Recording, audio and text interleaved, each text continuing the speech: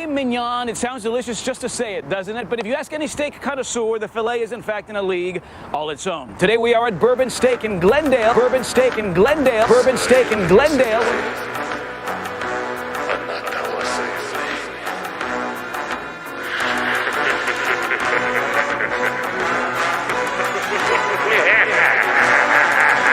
They done let the my style, chopping shit what I be on, cruising on my neck and wrist, Chelsea with the diamonds on, belly of the beast, these niggas stacking up they pockets wrong, hit him like a pacifist, he bugging, leave his body gone, knock it off, Douglas Bullet singing, I'm a demon, new block, hang with a beam, boys a leader, we're here, baby, pussy like Absalom, we making all y'all high, Let's throw your comrade.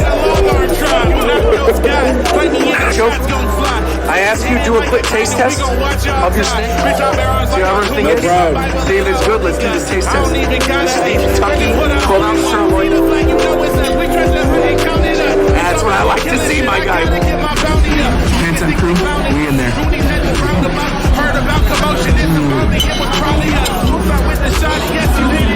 Shofu, how was it? Really good, incredible, amazing, spectacular. Animals, we looking like it's on. Nigga, I just let it go. I'm Burgess 30 when the 40 lift. Shofu been the illest. I read that shit off a pony clip. Filet mignon. It sounds delicious just to say it.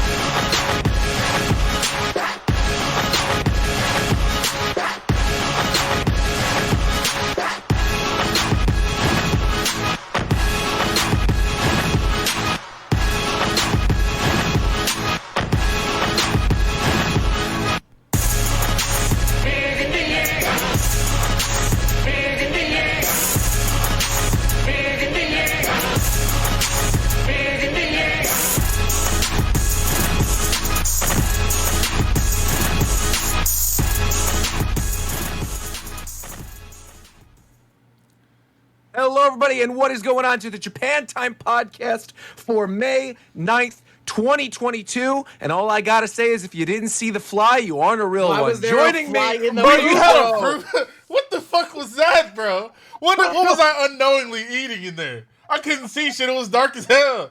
There's flies and shit everywhere. No, I can't. Your shit was contaminated, bro. I can't believe this. God, that's so funny. We were going through the different video files, and I saw that one, and I'm like, I gotta include this one. This is so funny. I didn't even see it. What the fuck? That's why it's dark in there. Okay. No, but legitimately, it was, absolutely amazing. Me and Shofu had a really good time. So, of course, joining me this week, we got my co-host, Shofu. What's going on? If we take this footage to the restaurant, you think like what you think they're gonna say, bro? This is they're gonna say you put it there. It's gonna be like a good look for anybody involved. This is not a good look for anybody involved, bro. You tell them that you showed I'll this take podcast. this video up there and give me another free dinner, bro. I gotta. There's no way. Absolutely no way. But welcome, Shofu. Yeah, honestly, dinner really was really, really good. We were talking about it earlier in the call as well. Like, I don't know what sauce that was that they put on the steak, but it was excellent. Some tomatoey concoction. It's like chili or something. Really good. Are you talking about the red sauce underneath? Or on top? Yeah.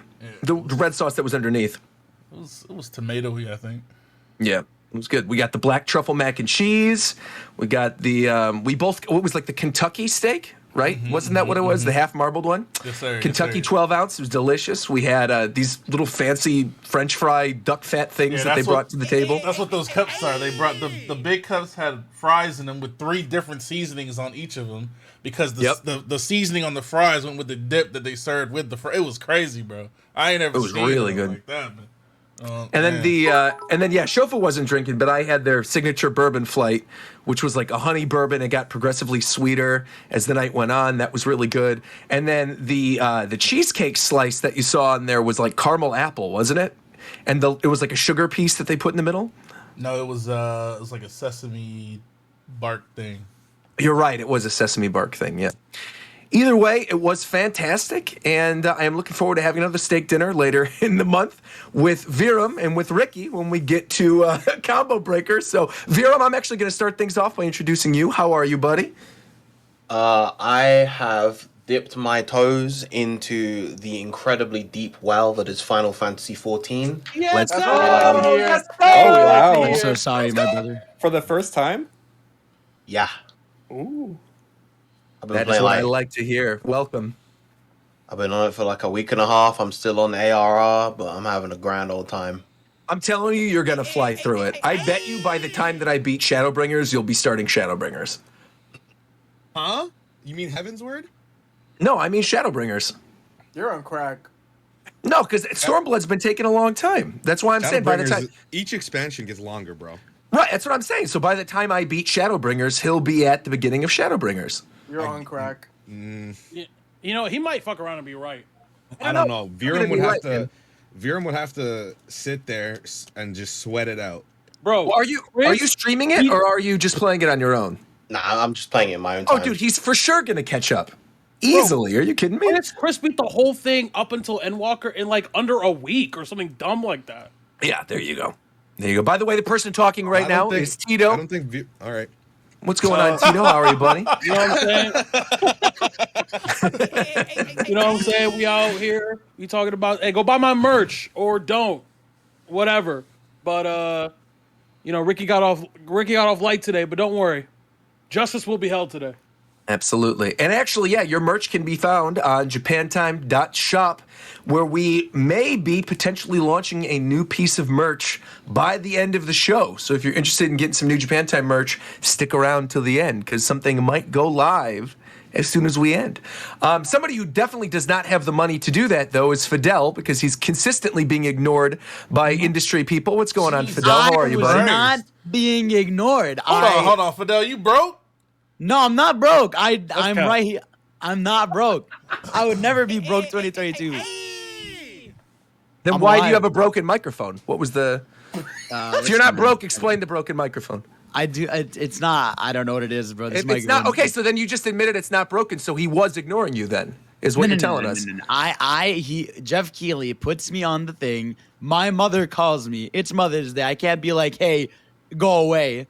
Literally not true. Mother's Day was yesterday. It's not today. Exactly. It was yesterday. That's what I'm saying. Yesterday was when he did the Summer Games Fest call on Twitter. You know what I mean? So I did that. It messed up the audio, but he let me back in. I asked him, and Sonic Frontiers will be there.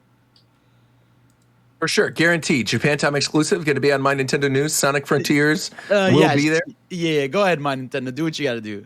All right, there you go. And someone else who's got to do what they got to do every time a Sonic game comes out. We've got McDareth. What's going on, McDareth? I was just like, what is he going to say for me this time? Of course. Nothing bad. Yeah, okay. Doing fine. Just got back from the movie. We're going to talk about it later, but... The Sonic movie where Shadow's at the end? That's crazy. Why would you say that, though? You didn't have to say that. You knew Scoot didn't see the movie. He's right. Prior to this. Unbelievable. Just demons.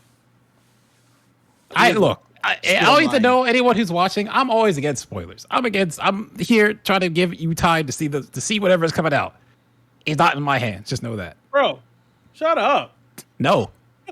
You motherfucker spoil everything. It is optional content. They can go away and watch it later. Okay. Here's the thing. If it was a video that says spoilers on the thumbnail of the video and in the start of the video, yes, you can just leave. It's in the title, bro. What are you talking about? It's a podcast. Anyone can just spin and be spoiled. That's just my point. Oh my God. What's your fucking deal, buddy? You're sick. This is insane. It says spoiler in the title. If they hear spoilers, they can and leave. Do you think people read Twitch titles? How the fuck is that my problem? What the fuck is going on? Look, we're not worried. We're not worried. What is going on? It doesn't work, bro. That's all I'm saying. Exactly. We're not worried about the stupid people who don't read Twitch titles. We only care about the people who have good Twitch titles, who always read, who are always on time. We got Mike. What's going on, Mike? Thank you for joining us this week. I'm doing good. Hope you're doing good as well. I'm doing fantastic. I'm also doing fantastic because Coast is in the call today. What's going on, Coast? Hey, Marvel gamers. Oh, okay. Don't say that like I'm not damn near the only one that played any of the last two Marvel games. Did you play the Guardians of the Galaxy game? It was in my top 5 games of the year. I forgot about that. It's very good. I guess that's actually something we should bring up in news is the fact that they're closing that studio. Yeah, they're not closing. Wait, They're not what? closing it. They're They're not closing closing it. They it. sold them. They sold them. They sold them. Okay. Yes. Yeah, I was So gonna wait, bring so that up. what was the exact thing that happened then? I mean, we might as well talk about it right now. So they haven't been making. Whoa. Mhm. Bro, did you forget about someone? I'm not forgetting about Zeph. Don't worry. I'm finding the right segue for him. Don't worry. We're going to have this conversation. Why the It's hell going are to we gonna naturally have a flow. whole topic? We're not discussion? because we're talking. You'll see. You'll see. Just trust the segues. That's fine. All right. So Square Enix said, "Yeah, we don't have anything that we can do with these IPs. Let's sell them." And so they sold them for like, what was it, 300 million? Yeah, they like sold all 300 their million. Western stuff for 300 million. Yeah. So they sold them to damn. What the hell- Embracer Group / THQ Yeah, Nordic. Embracer Group. So they have like the rights to I think it's Saints Row. They have affiliation with Gearbox. They have Tomb Raider. Yeah, it's they basically have, so now Deus they Ex. have Tomb Raider. They have Deus All their Ex. Western stuff, basically. Yeah, like all of- THQ all of Nordic has Square. basically been on a tear of finding IPs that were big once and have like fell under because of many different reasons and bringing them back. Like they just did not just, but they re-released like Kingdoms of Amalur and a new HD version of that game, so stuff like that. So like now any IP that was held by those studios at Square, which is never going to publish, probably has more chance than it's ever had. All that matters is THQ brought back SpongeBob Battle for Bikini Bottom. Nobody's talking about SpongeBob Battle for Bikini Bottom. That's cap. It's a very good game. Yeah. It's free. I mean, it's free. It's free on PSN right now, right? If you have like a PS Plus account. But actually, that's the other thing I wanted to bring up. Where I thought the conversation was going is that apparently there are rumors that Square Enix is going to be acquisitioned by Sony. And then I was going to use that tie to talk about what that would mean for Final have not Fantasy. heard about that shit And I at know all. that Zeph is a big fan Roger, you of fell Final off. Fantasy 14. That's why all this was naturally going to go. But unfortunately, we didn't have the chance to get there in a solid amount of time. So, Zeph, welcome to the show, as per usual. Hello. And I did also see something that said that Square was positioning them. The reason they sold was because they're positioning themselves to be bought out. Exactly. It is that time in the industry right now. If PlayStation buys them, you'll never see Mario RPG ever again, ever in your life. I'm already You're not. locked in the vault. That's never going to happen anyway, so I don't think it really then matters. it'll be like double. It'll be like double vaulted, gone. It's like that, and there were rumors of Sega being bought by Microsoft, but we don't know what's going to actually happen. Probably not now, after their Activision Blizzard deal. Yeah, that's Right. just not happening. Well, isn't there also another thing that Sony potentially might be buying Bungie too? There was a lot of acquisition news this past few weeks. That's currently under review by the FTC. Okay. But the deal is that Bungie will still be mostly independent and put games wherever they want, but they will be under Sony. That's kind of how that deal is going. There'll be a subsidiary of Sony. So like second party, basically. not like Basically, fully Sony in. just wants to make Destiny a movie or a TV Speaking show. of Destiny, Scoot plays Destiny. Oh, what's going on? We want to Scoot's talk here. about Destiny. What we want to know about Guardian Oh, yeah, Games going on Scoot right is now. here. You know, the Warlocks is going crazy over there. They ain't never won a Guardian Games before, but they over here, they winning the lead right now. But it's cool. I'm on my Titan. I'm running around. We got crazy new armor. It's cool. Oh, you playing Titan right now? That's crazy. Oh yeah, yes sir. I miss Halo. Scoot, we also should mention why you're here this week, because I got a random DM last week saying, I know you're talking about Doctor Strange spoilers on the next episode of Japan Time. I got to be on there for a spoiler talk. I said, I got you. Scoot, welcome to the show. I'm shocked that you did not already have the podcast guest role in the Discord server, but either way, welcome. You can now see all the secrets we're writing. Happy to have you. So I want to get this out of the way real quick. We are not going to be starting with Doctor Strange spoilers. We know there's a lot of you who have not seen it yet. We know it's still the opening weekend. And so we are going to be saving Doctor Strange stuff for last. There is other news still to talk about, like we were saying with acquisition news. There's a couple bits of news regarding Nintendo to talk about. We'll do a little bit of a what you've been playing segment, going over what we've all been playing the past couple weeks, and then we'll move into Doctor Strange. And then if Fidel wants to talk on it a little bit more, we could talk about Summer Games Fest announcements. But yeah, that's the plan for tonight's show. So I guess the first thing we should mention is that Nintendo financials come out tonight. They may drop while we are actually recording this episode. So if that does happen, we might interject whatever it is we're talking about with those financials. But the reason why this is such a big deal is this is going to be the first Nintendo financial report that will include sales data for Pokemon Legends Arceus.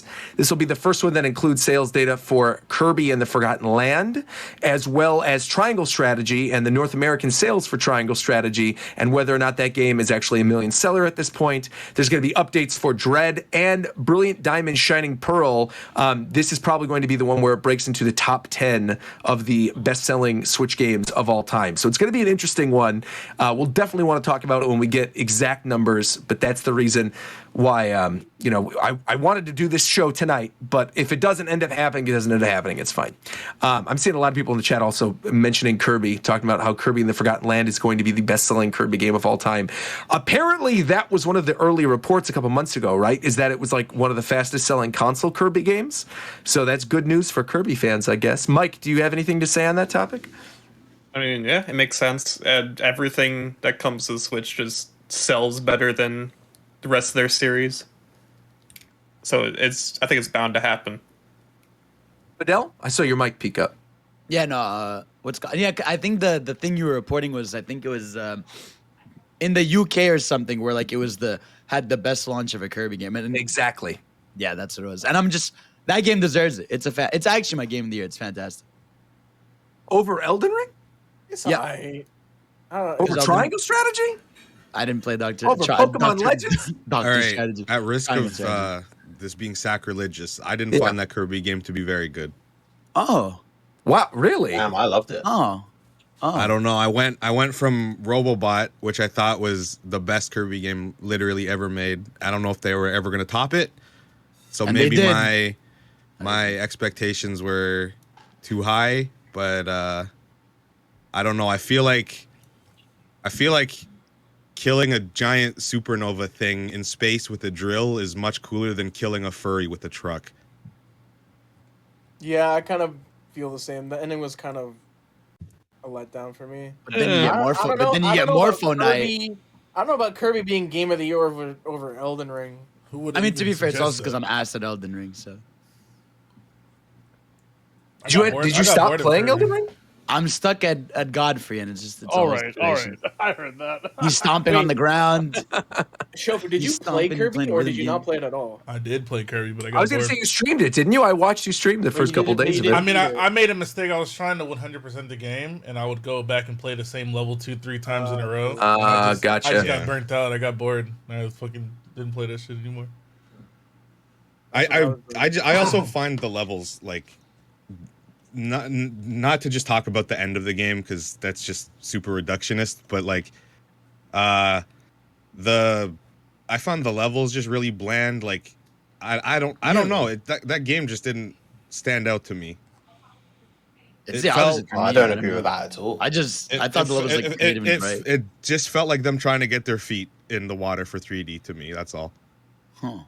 Like the worlds we've seen every kind of world that they've done before, including the circus. The circus was done the game before. They didn't do anything new with the worlds. I guess the one new thing was the big city, right? I guess. Well, no, Robobot had a big city too. Well, yo, you good? I don't know. I'm just trying to think of what it had new wise. I mean, I just loved it because I love the power up upgrades. I thought the level design, even like the one thing, I said it when we talked about it before, is that like it follows a lot of like the world standards we know, but I just thought like the level design was fun and it was super charming, and I love the ability upgrades. That stuff was super dope, and I like the end game. I think my headphones just died. Oh, that's tough. Everyone, start roasting Roger. Go. I don't know. I just expect more from like Switch titles compared to like when you compare them to each other. Like they're also like Mario did things very differently. Zelda did things very differently. Kirby just played it safe, which I guess is the thing for Kirby. But I think Kirby games are always just like I just find it boring. That's all. See, as somebody that felt that way about Star Allies, and as a result wasn't a huge fan of that game because I felt like it definitely played it too safe. And also as somebody who loved Robobot, I ended up really, really enjoying Forgotten Land. Weirdly, I found that I wasn't like I was able to just play it for long periods of time, which even with Triangle Strategy, as much as I really enjoyed that game as well, I wasn't playing it for as long periods of time as I was Kirby, funnily enough. From my perspective, as someone who's never really played much of Kirby, I thought it was refreshing, but I didn't think it was anything really too spectacular or like breathtaking. You know, I don't think we'll ever see a Kirby game that goes as crazy as something like Breath of the Wild or Odyssey. Because Kirby is supposed to be approachable by everyone. I'm not saying crazy. I'm saying like the amount of new stuff that was put into those games. The Kirby games have followed the same formula for so long. You'd think that for the Switch title they would change it more than just adding another axis. Well, what do you mean by new stuff? Like I can understand Breath of the Wild. I know it's a big deal. It's just like I'm exploring the same levels I've explored before in 2.5D instead of 2D. It feels like 3D world levels, not like, like actual 3D. I don't like that 2.5, man. See, when you say 2.5D, I think of like Mario 3D World. Yeah, that's exactly how it feels to me. See, I don't know. It feels more expansive than 3D World to me. There's at least areas in Forgotten Land where I feel like I can go in a bunch of different directions, and it's not just like I'm on a set path. Like the one level I'm thinking of is the mall. I really, really liked the mall area, and the mall level was the first one to like catch my interest, and then it was just more of the same. Yeah. Well, speaking of games that are more of the same, we got Nintendo Switch Sports that came out since the last show. We could talk a little bit about that. I don't know actually who else has been playing Nintendo Switch Sports. Okay. All right. Well, I guess that answers my question then. That's He's right. He's right. That was a perfect. That was a perfect. Wait, really? I played it for one weekend and I left. Everyone's done playing it? I'm sure it's no, fun. I'm still playing. I'm sure it's fun. I told you guys from the beginning this was gonna happen. I knew. I didn't even buy the game. I knew for a fact if I bought that game, I'd play it for 5 minutes and never again. The only thing I've seen about Switch Sports is people saying, "Man, I can't wait for the DLC." Like, what? What about the game that just came out? The DLC already got announced with golf. Yeah, I was gonna say I'm kind of with Mike on this one. I have Mario Golf, and it has Mario characters. Why would I go to the inferior golf where I just have random dude golfing? Don't you ever disrespect Matt like that, bro. Like, you don't have to. You can choose a not power mode. Don't do that. You can choose not to do that. The only games that I've seen that were like a little bit entertaining to me was that like one when you're on the platform with the swords. That one seems interesting. Yeah, sure. Which is from Wii Sports Resort. And then it's just like classic bowling. Like everything else, it looks like just mediocre. I'd sooner turn my Wii on and play Wii Sports than play this shit. I will admit, badminton is awesome. Actually, I really like what they did with badminton because I'd rather play Clubhouse. See, now I hear you saying badminton is fire, but me, the person that doesn't have the game, I don't give a fuck about badminton. Of course not. No, of course not. It's just one of those things where if you like Wii Sports and you're looking for something similar to that, you don't want to have to turn your Wii on. I mean, it does a perfectly good job of translating, tennis and bowling, and also Chambara that was brought up earlier that Coast talked about. The bowling's actually really fun online, though, because instead of playing a full game every time, like say you're doing really badly, what'll happen is there's like a ranking system. So there'll be like 20 people bowling in the same area at one time, and then after 3 rounds, they'll get eliminated. I mean, after 3 frames, they'll get eliminated, and they'll knock down like the bottom 10 people, and then it'll go into like a quarterfinals and then a semifinals, and then there's sort of like a finals between the final 3 that'll tell you who the top 3 each game of bowling is. But no, I'm actually having a lot of fun with it. I think it doesn't do a lot of things different, and the sports mates aren't as ugly and disgusting as I thought they were when I first saw the first trailer. The one I agree with that, actually. Yeah, the sports mates are actually kind of nice. I'm shocked. I've been playing this with my family a lot, and I'm shocked that no one wanted to set up a me. So I think they probably made a good choice with adding the sports mates. Yeah. Well, I feel think it's like because this the game is made for in-person interaction. yes, Yeah. If you it don't is. have a lot of people in your house, it's not going to be that fun. I'm Yeah. definitely going to destroy you in real life and feel more accomplished than online. That's weird because like this game feels like it's built for online. There's actually you can't even progress in the game offline.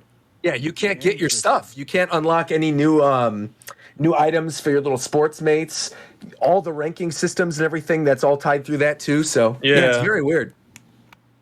I want to I say don't. I'm gonna just let everyone know right now. I'm gonna be hating a lot this episode. Everything that we're talking Oh, we about. know. I don't really. It's okay. I will counter you. Now, Zev, I don't know. didn't be I the don't- positive.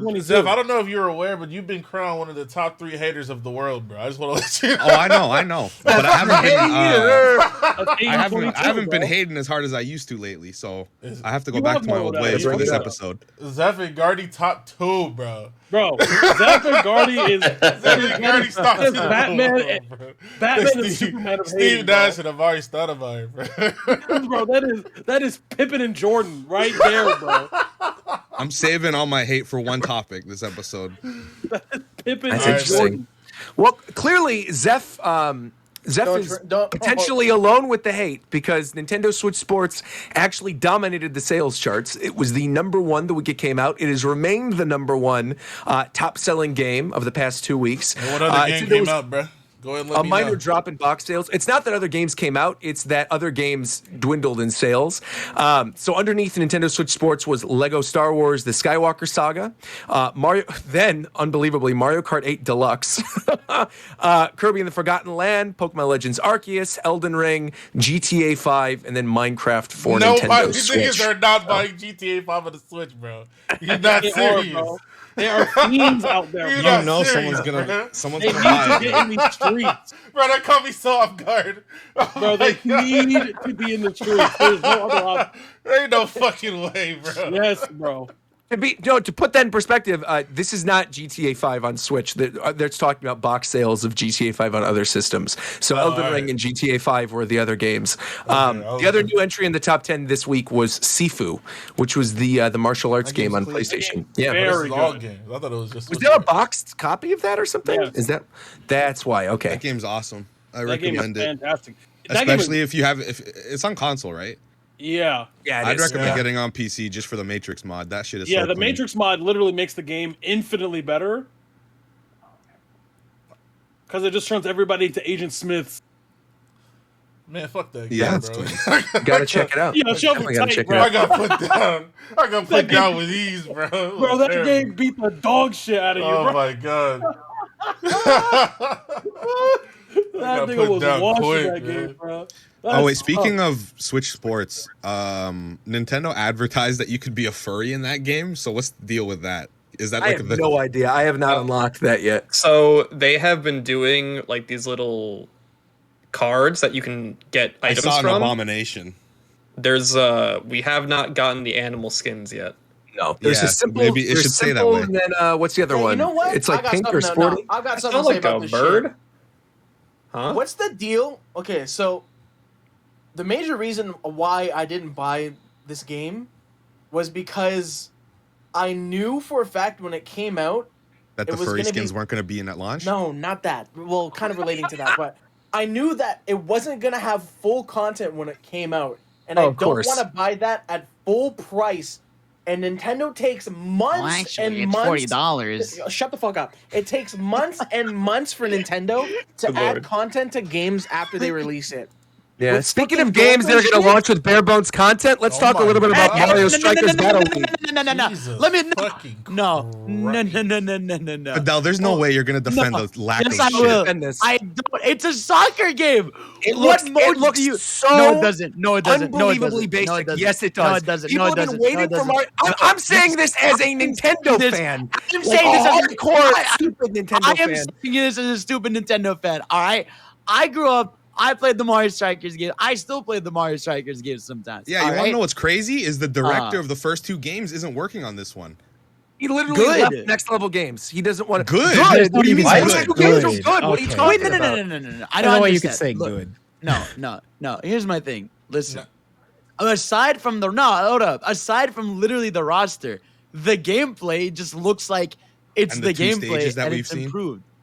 Well, no, because the whole thing is you customize the stage. Yeah, but You this buy, is like, too. The different only arenas. part of the gameplay that to me looks like, oh, I'm very glad they did this, is that you don't have generic toads or whatever on your team anymore, that you can have Yeah, it's the nice you can have actual all the characters. But Right. if you're gonna do that, then Now- you need more characters. to Right, you offset can't just that. put Now, 10 you know what's characters crazy? in there. No, You know what's Here's- crazy? They're gonna release this actually- at full price and put new characters in But, months after the game's released when it's already gonna be dead after a month. My Just thing like is, Mario Tennis, just like No, Mario Just but like that's Golf. all not of the the other same sports thing. games I that they don't- release. I just look. No, I actually for the DLC, I have faith because this isn't being made by garbage fuck shit Camelot.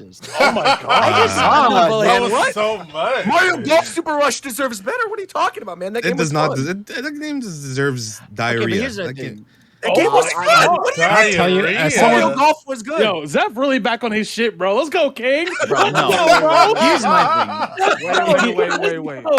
Did we just say Mario Golf was good? The new Mario The new Golf was Mario- good. I enjoyed it. Good Shut game. the fuck up. Roger, shut the fuck up. No, The no. new it's a Mario good Golf is game. worse It- than Mario Golf 64. No, it's a Yeah, good game. Mario- It's the just, new it's God, Mario have you Golf played Mario is Golf not- 64 recently? I did on NSO and I had a blast. No way, dude. There's no way There's you no can say way. that Super Rush Yeah, I is... picked. You know what? I picked Plum and I had a good time. Okay, Plum is so an awful the character. problem- It's like a me with limbs. Yeah, it's not even a me. It's not even a me. On this, I agree with Fidel on this. Yeah, it's an ugly creature. What, bro? I opened the game.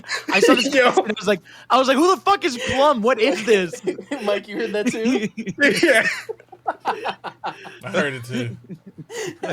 I was gonna say, as someone who like really got into Aces, like that game definitely suffered because they took so long to put out content. Yes. Like, I get what Nintendo wants to do with these games. The only game I think it's worked with is Splatoon. All these other games, it has not worked. McDarrett, I have a question. Right? Yeah. Characters aside, what's the content you want from like Tennis Aces?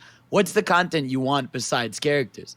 Can I It's answer not, this? it's, no, hold on. It's not. Can I The, answer it's not this? the fact. It's not the fact that.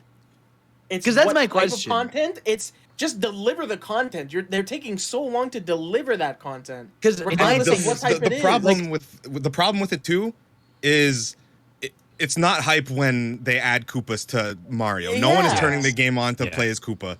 No, but what I'm saying is like, There What for else me- do you No. want? Yeah, I'm trying to answer the My- question that was posed. Okay. All right. So what I want is like what Aces added eventually. It took them way too long. Co-op modes, those didn't exist. They added different co-op. things for the at launch. Aces. Okay. oh, yeah, no, I'm saying for this game coming. I'm Yes, saying but the you want me to perspective- answer for yeah. Aces, what I Yeah, want. yeah, go. Yeah. Co-op modes, different ways to play the game. They took them way too long. This is to characters again, but I had to mention this because two of the characters they added not exactly last were in the single player, and they just waited like almost a year to put them in the game. It's playable. That makes no sense. They're literally Not even just in the that. game.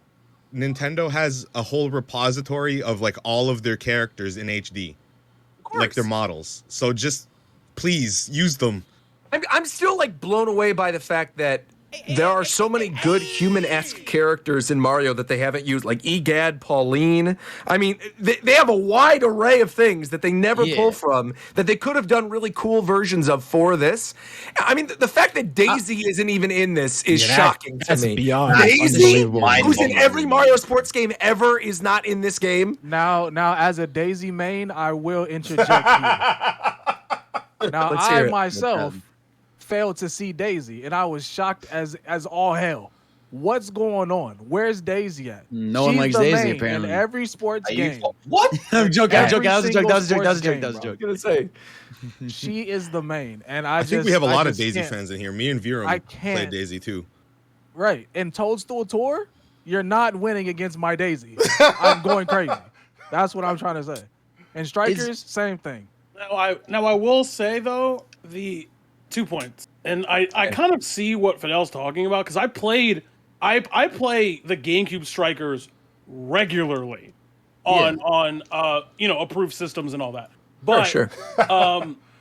that game doesn't have that much content in general. Like it just doesn't. Yeah. The game is The game is carried by how good the gameplay is.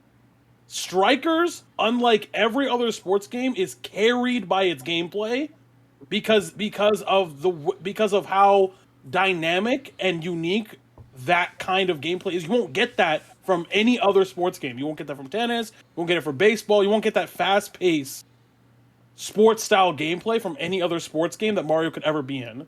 So, to Zeph's point, they have this repository of all these models. I think they definitely know that. That's why they removed the character type system and made it into a gear system. That way they can easily implement characters down the line. And I think that will allow for a quicker turnaround of actual DLC, because now they don't have to like worry about balance. They can just literally stick the model in and just design all the fucking gear, and then you're good. They don't have to like be like, this is a power. Like, they don't have to do that now. But they won't. They still won't.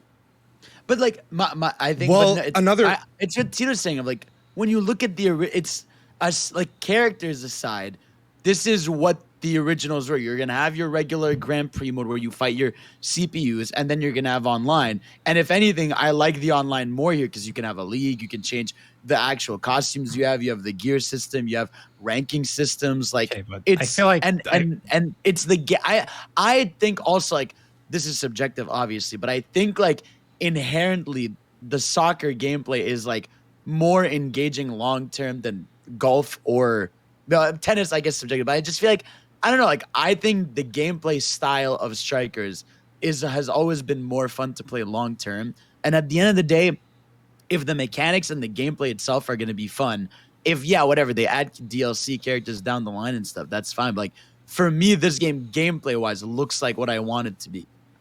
So I feel like no. I gotta disagree. Because I just want to say, go because ahead. What are you gonna play? What are you gonna play? Like, when you play this game, right? Like, and you like, for Mario Strikers, again, characters aside, which I agree, I wish there were more.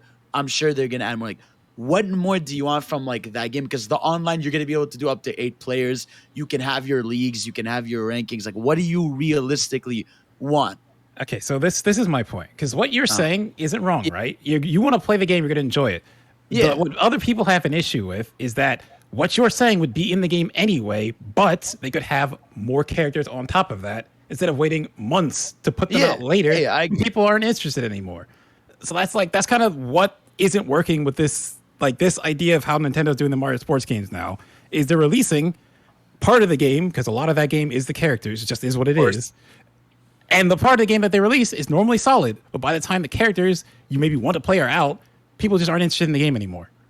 And I think another thing to bring up too is like Mario Strikers Charged, which was the one that was on Wii, also had online. That had like what's it called, the Nintendo Wi-Fi connection or whatever. That game had 12 captains in it.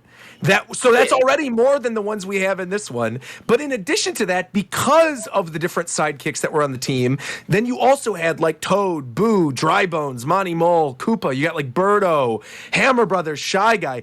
In addition to like Diddy Kong and Petey Piranha and Bowser Jr. and all these other characters. So the fact that there's only 10, and sure you can mix and match the characters, it seems unbelievably big. Hold on. It's like they stripped it down to nothing. But I just don't. I think, like, again, I agree with the character thing, but just to say that generally the game has no content when, like, at the end of the day, like, it's Mario Strikers, and you're gonna be, most people that are playing it for one reason only. But that's where the problem falls apart, or that's where the problem presents itself, because this gameplay looks like they're trying to do way too much. That little dash thing, that's going to be broken, first off. Second of all, you don't need to add anything extra to the game. If you add it's a good addition. At the same time, all the characters can do supers now. It's not just one person on the team, which is the obvious one you need to stop. But you can't do it whenever, it's just right? like the broken robot team from the GameCube one. But no, because you can't do it whenever. There's like a special ball that shows up at some point. That you just have to get. in general, in general, all of them can do that though. So the gameplay is gonna change. So we can't even talk about the gameplay until we get it in hand. It might just not even be good. Yeah, but you Another, can a major thing with Nintendo spin-offs is variety. Yes, casuals love opening the game and seeing all these dumb little characters that they could play as. But even moving away from characters, like, I think they have this stuff with like the different colored jerseys or like the gear or whatever, but like, give us like cool looking different stadiums instead of the same. I think there's 4 in total. 4 4 stadiums in a soccer game in 2022. That just, and it's full price. The only thing that I have hope for is it's not being, like I said earlier, it's not being designed by Camelot's trash ass. So there could be unlockables this time, but in the age of DLC, I don't think unlockables are gonna exist. No. I would be shocked. I'm already in my head adding 2 characters to whatever that roster is. Of course. Because I think like there could be I mean like unlockables. in the game, in the base game as unlockable character. I think there might be. Maybe. I feel like maybe the one only way maybe. the game doesn't show Daisy now that she's unlockable. So I feel like they might have them. Yeah, If like she makes it her makes no sense unlockable, I would be otherwise. salty, Yeah, bro. like- I would like- be salty as hell. yeah, so like Daisy would be unlockable. Then like Bowser Jr. or Bowser something. Jr. might be the big bad. Like he might be the BBEG. So it's like he's probably unlockable.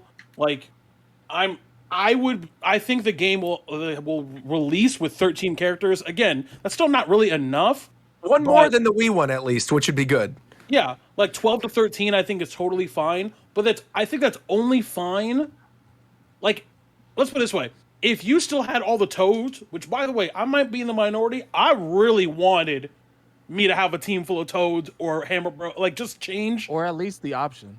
Yeah, the option. Like I want a team, like or more minions. Like I want to play Wario with a squad full of Goombas. That's what I want. But I get it. People want like a bunch of whatever. So it's the whole thing of 13 characters is fine, but it's only not ideal because now you don't have that. You have everybody being a character type beat. So it's like, it feels like less characters than there are because you're seeing more characters on screen. Yeah. I think something else that really speaks volumes about this too, which I guess I'm noticing from like more of the marketing side than anything else, is the fact that the trailer that we've been talking about for the past like 10 minutes for Mario Strikers came out in Japan on May 5th. It has been almost a week at this point, and there's still no North American version of this trailer, which says they're usually the same time, which says to me that North America does not have a lot of confidence in this, that there is other things that they are waiting on for them to release like a full-on trailer, or maybe like have a final trailer for it in a direct, maybe find out the feedback from this Japanese trailer before they splice it together. But I think there's something else going on here, because there's no reason this game would not have had the exact same trailer. Every other Mario spin-off game, mainline Mario anything, always gets trailers at the exact same time in every region. It's not always. No, sometimes they do take a little longer. Sometimes they take a little longer. I mean, not a week longer. Not Not this. There's clearly something weird going on here. If it's not there by like a day or two, it's definitely Yeah. Wait. But I don't know. Like I said, I totally agree. Like the character roster could be better, but everything I just see gameplay wise is just what I want from Strikers, and the online, especially cool for with that Nintendo. dash attack. Yeah, I like the dash. It's fun. It's gonna be fun. Wait, which dash are you talking about? Where you can dash to push enemies someone in front forward. of you. Wait, you talking about the dash, like the partner dash? Yes. Yeah, the partner dash. I That think looks that's broken. I think that's fire. Yeah, it's Bro, cool. You That's can what I'm just saying. dash through 4 people at once, knock the whole team down. If you have that tank build where you don't get knocked down, Yeah, but then people like, gotta be I'm already aware build of that. crafted. I'm That's like what I'm 7 saying. Like steps ahead. I need to see the because I'm already there. That's what I'm saying. I'm like 80% sure that you're just not. First of all, if you're lining your whole like you deserve to lose if I get that shit off. Like you should just lose because you're ass. But like I mean, circumstance. You never know. I'm No, just because you can like if figure you're it out. able to just run through my entire team and get a goal, then I'm playing bad. Like at that point, like then I'm trash if I'm letting you get that shit off. Like the partner dash is like I'm all about, especially in sports games, especially like people who didn't play they're like Super Mario Strikers or Charge specifically. Like those games, Charge specifically, is like really tech heavy. There's a lot of tech in that game. So like it's the only real sports game, modern sports game for Mario that requires like that has mechanical skill in it. Yeah. To a noticeable degree. So like I'm totally cool with like Strikers having like some shit like this, or just like a movement tech. Like I'm definitely curious to see how it plays out. I feel like I'm just gonna abuse the shit out of it, and that's just gonna be my game plan. yeah, I mean It also depends like what build the other person has, because they could get like knocked out. yeah, not the build too system hard. changes literally everything about this game. It changes literally there's everything. There's gonna be balance. They're gonna have to nerf stuff. Honestly. Yeah, I feel like there's a danger because I didn't know all this, but hearing Scoot talk about it and knowing what I know from Aces, there's going to be people who find out what's the best, and everyone's gonna copy that. That's why I think the gear system is a mistake because it's just going to be min-maxing. Well, it's kind of what happened with Mario Kart too, right? Is everybody plays Luigi, everybody uses the same cart? Well, no, because at the end of the day, there's still items in this game. All someone's gonna do is a lot of variables. It's Mario Kart too. Even in this game, but that's what I'm saying. Like, you can min max, but like casually, you can still win if you're just screwing them over with items. Mario, is there an optimal cart in weight? Yes. Will it make such a significant difference where if you don't have that cart, you're gonna lose? No, and no, it's not like that. That's I honestly, think Mario Kart itself has way more variables than Strikers. I mean, the track, the understanding which shortcut, what item you get, like Strikers. But again, Strikers is back and forth just playing soccer. That's like if there was the variability of Mario Kart in this game, where it matters but to a degree, I'm totally okay with that. Because in Mario Kart you can't really min max. Like you can't. You can. And you got to think like team composition too. In Mario Kart, you can as of 8 Deluxe, you can min max really hard. No, not like when I say min max, I mean I guess I mean with the connotation of like you have a significant advantage over everyone else who isn't min maxing. Well, someone who picks like Larry or Dry Bones and are as equal skill as someone playing Waluigi, the Waluigi player is probably going to win more often because in 8 Deluxe, the most common item is the mushroom. So if you get hit by a red shell, you just got to get a mushroom. Or a triple mushroom, which is even more common, I think, because it's stupid. I just think it's harder there, just either way, because like I said, there's 12 people in a race, right? But here, because it's just it's 4-on-4 or 5. I think it's 4-on-4. 4-on-4. 4-on-4. Like if you're running to the goalie, the other team's coming at you with a better build, but you throw a bomb at them, they're knocked out. You're just gonna go do your special shot. But like, but the thing is, that's one goal.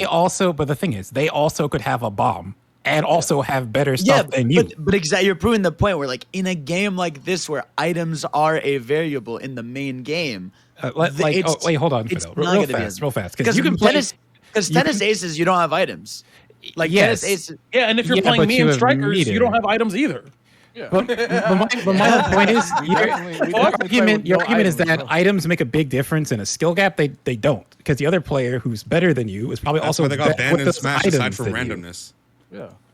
Because in Smash, the better player could abuse the items. But do we know if in this game, like, the ranked is using items on, or is it like I can't see a world where ranked has items. Because the original, I can. I definitely can. Nintendo plays these games, of course. The game. If that's true, I'm dropping the game. No, but I just see it. I see it as like, here's one with items and here's one without. Yeah, that's what I mean. It has to be. The competitive has, like, why would you put items? Because it's not competitive anymore. Does anyone know if Strikers Charged Online, did they not have items on, or was it always I've heard that the competitive scene for these games has items on. Yeah, because I think I genuinely think a part of Strikers is the items. Like, I think it's Mario Kart almost. Okay, I just opened the Mario Strikers Charged official rule set. Let's hear it. Blah, blah, blah, blah, blah. Let's control F item. Nothing's coming up. Oh, wait. What? Game-specific rules. Okay, here we go. Keep talking. The chat's saying the items are apparently super balanced in Strikers. Yeah, it's mixed. Yeah, it's definitely... No. Because everything is a skill shot. Match settings. Skill level legend. Match time 5 minutes. Power-ups on. Super strikes off. Rumble on. Bowser attack off. You turn supers off? I would never do that. That's half the hype. Well, because it's kind of weird. Yeah, supers are fun. Yeah. Right. No, because supers, unlike items, the logic is players who play competitively are going to get the green every time. So that means there's a guaranteed 2 goals. Whereas with an item, first of all, it's a skill shot, like almost every one, and then they all have some sort of counterplay.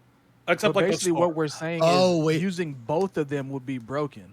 But using just supers will be fine because there's no items. No, so that goes back to what Scoot was talking about with this game earlier. Because Scoot, you mentioned that like there's so many different things going on that they've introduced in this that it's already going to be messy. Right. You're already super dashing through 7 people and then throw a bomb and now you can throw your super and like what? No, I think supers are worse than items. Because you have to supers are create space. supers are No, a you have to create guaranteed. space. Supers are guaranteed 2 points. But there's Guaranteed. startup time. There's a lot of lag. If you get dunked on with a super, you deserved it. For real, for real. I'm trying to remember. It's been a while. Isn't in charge like Luigi or is it Mario? They go large. Like, can you not do anything about that as one of their supers? Well, in charge specifically, the supers are different than they are in the GameCube version. Like they're like they're a lot more unique. Like Yeah, Waluigi could just make a wall and then shoot at the goal uncontested. Because they do stuff here like that too. Like Peach, when she does her super, like it makes them all in love when they're standing. And then But Waluigi has it's a vines that guaranteed like score though. Either way. I was talking about GameCube. In the GameCube, it's a guaranteed score if you get the green, which they will every time. In Strike, Right, in but Charge, there's so much lag though. I feel like that's balanced. You're not just gonna get that off against somebody that knows what they're doing. player will. No, bro. Yes. I think this entire thing is very situational per match. So you got to look at it objectively and not, like what's happening by player skill level, because Nintendo's not looking at that. Nintendo's looking at the most casual fan base every time they release these games. So it's not really like in their mindset to be thinking about, these situations that we're thinking of. Yeah. Like they clearly care a bit more with this game where like they're the fact that you can even have a league and the fact that you can choose your team color and they have these like ranking systems and all this stuff. Like clearly Next Level wants to care about that a little more. But I know what you mean. Of course, Nintendo just the 95% of people that are gonna buy this game are just gonna play with their friends and mess around. Sure. Yeah, but it's like the thing about it is that yes, 95% will do that, but the 5% that won't are the ones that are gonna be online and running around with all these different options. Yeah, that goes for any game. And I'm excited for it. Game. No, and I get that. My point is, the more you add into that, the steeper it can get. That's what I mean. If you keep things more simple, there will be a gap, but it won't be as big if you have a ton of extra stuff you can do on top of that. Yeah. Listen, man, I'm easy to please with games. I just want to have a good time playing this game, and that's it. That's all. You can, no one's saying you can't. You can look at things critically and still have a good time. Like he really thinks for for sure. game off. Like he really think that. No, because it's not like because like I see a lot of people just being like it's dog shit. I'm like guys, like for me at the end of the day, anyways I pick Mario in these games, so I'm gonna pick Mario.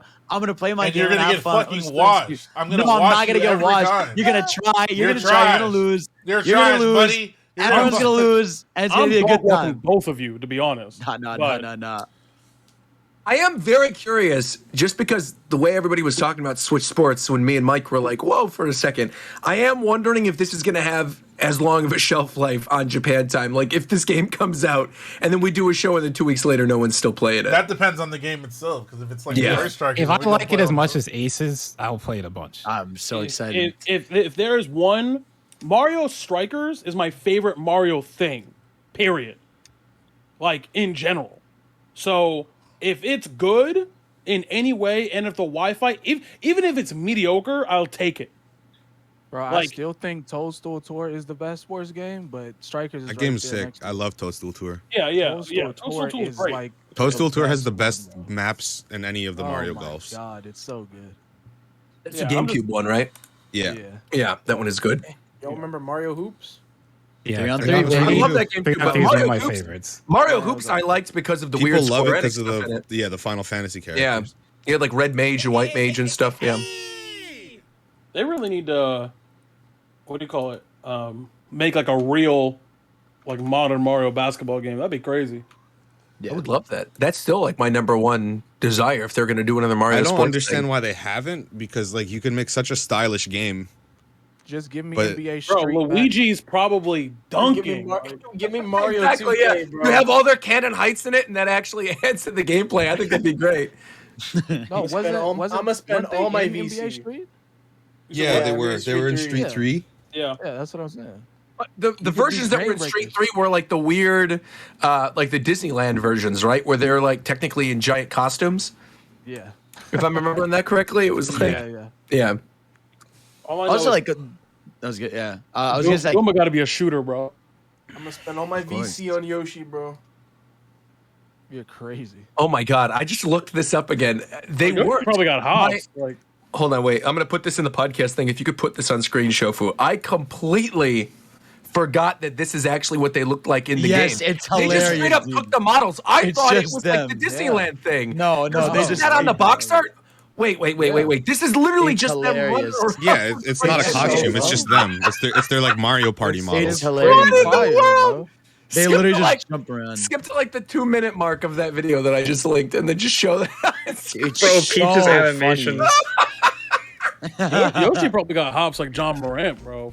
Like, Yoshi probably got tons of badges, bro. Like Oh my God. Yoshi's bounce is probably crazy. Skip to 215 and look at Luigi jump. Wait, why is funny, Peach bro. doing that dance? Like, what is she doing? She hitting that motherfucker too. Yo, what the fuck is she doing? Bro, they really put the characters in the game. It was actually kind of goated. Luigi got bounced, bro. Great. Yeah. See, but how funny would this be? Like, I would love a Mario basketball. This would be great. Bro, Luigi about to don't do cram stuff on like this. Antoine Walker right now. Antoine Walker? Okay. Oh my god. Oh my god. The hypnotizer. Yo, Luigi!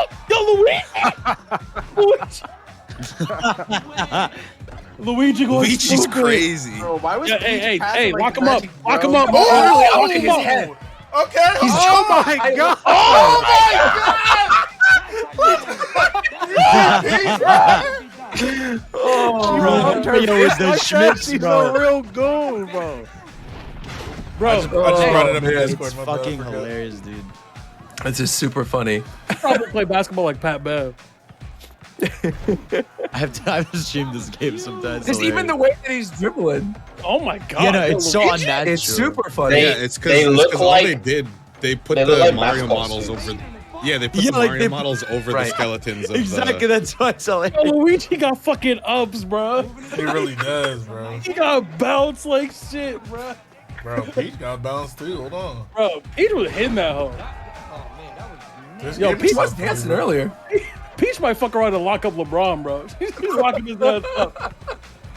Bro, look at that guy on the sidelines. He's locking his ass up. Yarp. We should play this. We should find a way to play this online There's and many play ways. this. So There is a way. There's 100%. That is so funny. Does Dolphin Net play it? Whoa, We gotta save this. Is whoa, what, Fidel, is what I would Fidel. say. Is what I would say if I knew what a dolphin yeah. was. Yeah. There you Yeah, go. hold on, That's watch right. Luigi That's right. cook. Watch Luigi cook. Yo, hey, Look hey, at hey, him. shut up. Watch Luigi cook. Oh, Oh my god. He actually hovered over. oh him. nah, turn it off. Turn it off. I'm done. Turn it off. I can't. It's over. I can't. It's over. I can't, bro. Something that's not over are the hopes and dreams of Genshin Impact fans, because apparently Nah, you need to stop talking. You need to said that shut we down. are not there is no cancellation of the Switch version. That the Switch version is still on the way. It hasn't been canceled. Next This is topic. straight from the You PR hate to team. see it. I You hate to forgot The see it. they were Switch even version putting is it still on in the development, Switch. and we will That's release tough. more information as we progress further along. topic. Says the global bad. PR specialist of MiHoYo. Genshin Take Impact their advice. is Oh on wait, the way. I guess Take it's their run advice. a 5 FPS on the Switch. Yeah, that's Take not their a Switch advice game. and progress along. How about that? All right, Apparently well, on let's- PS4 it runs like shit, so I can only imagine. Yeah, it is not good on PS4. Yeah. Well, something that's good on any system that it's on is Stardew Valley, which has officially sold more than 20 million copies Great as name. of yesterday. So I don't know why the sales data came out on Mother's Day. That's just kind of bizarre. I assume it's just But the they announced- developer put it out. Maybe. It sold It's- 20 million. Yeah, Yeah. 20 million. It sold Made over by 20 million. made by one person, by the way. Yeah, Yep. one dude. Yep. Wow. One person. And it That's says sitting Concerned money. Ape is working on his next game, which is going to be Haunted Chocolatier. I almost said That Heartbroken game looks Chocolatier. awesome. It's like it does the look perfect really way cool. to flip assets. Yep.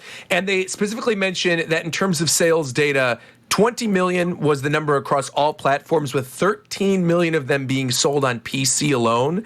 And that Switch amounts for most likely 5 million sold, which is pretty insane. So good on Stardew Valley. Really awesome to see that. Another thing that's awesome to see is our good buddy Regifizame, since the last episode, has launched. Hey, wait. No, don't talk about it yet. We can't talk about it yet. Don't worry about it. Bro, why would you? Nice. But continue. What? What are you talking about, bro? What are you trying to say, Coast? What are you saying? He's on thin ice. I don't know. Roger said he not to talk about it, so I stopped talking. No, that's Reggie's no, on we're thin talking about two ice? different things. That's Wait. Why do you think Reggie's on thin ice? Wait, Reggie's what? on thin ice. Reggie said something. Reggie's been on some shit lately, Reggie bro. said, yeah, he said that. He said that wishes, his Animal Crossing Island should be a blockchain game. Yeah, he wishes that he could sell his Animal Crossing island. Hey, Reggie, all about the bag, bro. You make a lot of money. Get your If money Tom up. Nook could do it, then I could do it too. Straight up. I get my paper like Tom Nook. I get my paper like. What else did he said say as something well? else. He said something else. He said some dumb shit Recently? too. Yeah, he's been on one. Oh. Well, Reggie's been regardless, saying he just launched his book. Yeah, he's been promoting his. He's been promoting his book, and he's been saying a lot of dumb shit. Like, His book's been pretty good so far. I've only listened to 2 hours of it, but it's quite good. It's out? Shout out to Ricky. Yeah, Ricky actually Yeah, gifted me a copy, so thank you. He's been saying some really good stuff lately, like a lot of interesting stuff. And he's been like giving out like insider info that hasn't been released yet. Reggie originally thought Metroid Other M would be a killer moment for the series. Yeah. Oh, here it is. Roger, was a you killer. can agree with us on this one, okay? Let's hear it. Reggie did not like the Game Boy Micro. Yeah, that's what it was. That is wild. Okay, that is cap. That is cap of the highest order. That is that they took the stock of every Lids franchise in every mall in the United States of America, and you tried fitting it all in a dumpster, it would overflow. There's absolutely not enough cap for that. The Game Boy Micro is one of the best systems of all time. I love it. That's It cap. is a That's cap. sleek handheld. That's It cap. has a beautiful screen. Still to this day, my favorite of the handheld screens of the whole Game Boy and DS era. It is beautiful. It's the too face small, plates man. are great. It's too small. I'm gonna say it. It's too small, It's bro. way too It's small. too Well, small. look, I It's just got too baby small. hands, It's too so it's small, perfect bro. for my baby hands. I'ma Okay, say it, man. It's perfect for my baby hands. I It's don't not mind. even about the hands, Roger. It's about your eye. My is eyes. way better I than can't the Game see. Boy Micro. Yeah. No fucking kind of Game Boy SP. The Taking SP is the taking a goated big one. hot Good. stick and dookie. Do y'all know dookie how shit. big do y'all know how big the micro screen is? Tiny. Bro. It's the size That of a shit credit is- card. Yeah, it's It's very 51 small. millimeters big. Right. I think Reggie also dunked on mother fans. He did, and he That's dunked fine, on though. Donkey Konga fans, saying that he thought it was a mistake, and he was unhappy that the game sold well, and then they released that second one in North America. So, yeah, I mean, I love Donkey Konga too. I'm a Donkey Konga stan. He also, there was an article that came out that I saw that he basically said Reggie had to stop Miyamoto from making Wii Sports a standalone game. He basically told that man to shut the fuck up and package it with the Wii. Really? That was smart. I mean, that was the right move. Yeah. Okay, wait. Also, while you're on the $1 million topic of question, real quick. Oh, go ahead. Switch Sports in the future, will it be bundled with the next Switch? No. I think they would make a sequel rather than bundle this one. I think it would be that 1-2 switch shit that they were doing. I can see them bundle it like just with like not like with the next console, but like have a holiday bundle. Yeah. To be honest, But, it's actually a game. If they ever wanted to do it, I could see them maybe putting it on the expansion pack for Switch Online, because they've been doing that a lot recently. They've been putting in Octo expansion. They did Happy Home Paradise. I understand those are all DLC and not like standalone games, but they've done standalone games before. They did Tetris 99. You know, they did some of the other Y'all remember Super specialty Mario games. 65? That's right. Well, that game you can't even download anymore, I don't think. It's gone. This is what's gonna It's happen. gone. They're gonna Yeah. make a deluxe version of the original one, and that's gonna be the one that gets bundled A deluxe Maybe. version of what? of the sports game. Oh, I thought you were talking about Mario Kart 8. With I was all like, the wait, DLC. Mario Kart 8 Oh, no. Deluxe? They They already already got got the it Mario Kart 8 Deluxe. Yeah. Yeah, that's already done. One thing you might be happy about that Reggie said, though, and Coast, I think you know where I'm going with this. He mentioned that his favorite Nintendo game, his favorite non-Nintendo game, is the Halo franchise, that he likes Halo. Sir. Yeah. That's right. I took away one of the strikes from him. I said, all right, Rich. There you you're on go. my good side today. But 343 hasn't been on my good side. They're fucking up Halo Infinite pretty bad. So what's going on there? Because I haven't really been following it. I would have already been top tier ranked, Roger, if I didn't get kicked off the game every 3 matches. And I get a loss for that. What's going on? Where's my rejoin feature? Halo Infinite's some trash lately. I don't know what's going on over there. They're releasing a lot of stuff without no clear direction, in my opinion. They didn't really even fully release the game at launch either, and they're trying to just do a bunch of stuff at once, and it's not working. They even said that like they're trying to reconsider paths where to take the content because just the sheer amount of It's negative sad, bro. reception. It's like I will say that Halo game used to knock it out with feels maps. So good. Oh, Yeah. it feels so good. yeah. I loved playing it. It's just there's like I can't play on the same maps over and over and over. Like I was really into Infinite when it came out, but I've been so deterred from playing it just because of the lack of progress, the lack of challenges, experience I get from leveling. Like there's no reason for me to really play it unless I just want to play Halo. But if I do want to do that, I can just go play Master Chief Collection and go play Halo 3 where there's a way better progress system, way better challenges, XP gain. Like it's just a completely different experience. I just don't know how they fucked it up so badly. Dang. That game Especially, just like, had a look at- troubled development. Like Look everything at the from map packs that they put out for previous Halo games. How fast they did it. Yeah, and they also had more than one fucking map. Yeah, they were called map packs. Yeah. It's No, like, it's like why it- don't they just go back to their old maps? What's happening? It's Why 'cause aren't you it's not using the those? same team, bro. When it was Bungie, that's when Halo was Halo. When 343 came in, Oh, Scoot yeah, knows they he's, made he's, some Des- good he's stuff. Destiny player. Yeah, of course, exactly. Like Scoot loves it because it's like it's that team. It's very clear. 343 was handed this IP, and they obviously they get it. Like they know how Halo plays and stuff, but they clearly just don't. I don't know. It's not the same passion. I mean, like look at the campaigns. No one cares about anymore like they used to, and all the directors that had left this project. Oh my god. Yeah. So my thing is like with Halo, like I like online, but I really like playing through the campaign. And hearing this game still does not have co-op. No, I'm just waiting. Yeah, that's pissed me off, man. Because I was enjoying the campaign, but I would have liked it way more on co-op. And like 343, I feel like they don't even know what they want to do with the story either. They're like retconning a bunch of stuff that Bungie wrote, and they're pissing off even more fans. So they're trying to pull like a Skywalker saga thing. Yeah. Man, Where with they all the end talk with all the talk during this Halo segment about a lack of direction and not knowing what to do with the story, sounds a lot like we're talking about Phase 4 of Marvel. Are we getting into this? Wait, we're doing this We are now? getting into this. Oh, We're getting into this right now. I'll say it Don't right even now. think that was a Hold on, good I will segue. say it right now. Hold on, wait. I'll I say feel like it. we're missing I'll something. We're not say it. missing something. Wait, I feel like I we will are say forgetting. it All right, right now. What are we missing? Go ahead. Overwatch. I'll- Can we talk about Overwatch? We have not. Do we It want to came out talk about after. Overwatch? Overwatch Okay. 2 is at 4 hours after Oh the first boy, game. he said Oh my Overwatch. God. Yeah. I'll start. Okay, So- go ahead, talk to him. You know what I'm saying? Overwatch. You know what I'm saying? Anybody here enjoy you know what I'm saying? Anyone chatters? Y'all liked Overwatch on launch? They said, what if we make It's the the game same over in- shit, but it's slightly different. They got absolutely no fucking business calling that shit Overwatch 2. know what Okay, I'm saying? wait. Okay, I'm glad that you said that because I remember on this very podcast, I came in and said calling Overwatch 2 is stupid, and I got told, "Well, what else they gonna call it?" Okay, but Like, what what? we are But playing in the it now. beta, We're playing it, and it's the same shit. But I know it's Blizzard. not This content is- complete. No, you were doing I it. don't You were give a doing fuck way about too no much. PVE, Mike. I don't give a goddamn about no PVE. But that's Overwatch- the game. No, Like, they're fuck that, doing bro. way too much. way too Overwatch 2, soon. I'm playing for the multiplayer. I wasn't. All 'Cause right? I know. The I know PvP. when Blizzard releases a game when it looks like an expansion and when they actually release a sequel. It's very obvious with that company the difference between the two. And Overwatch 2, what they showed did not look like a sequel.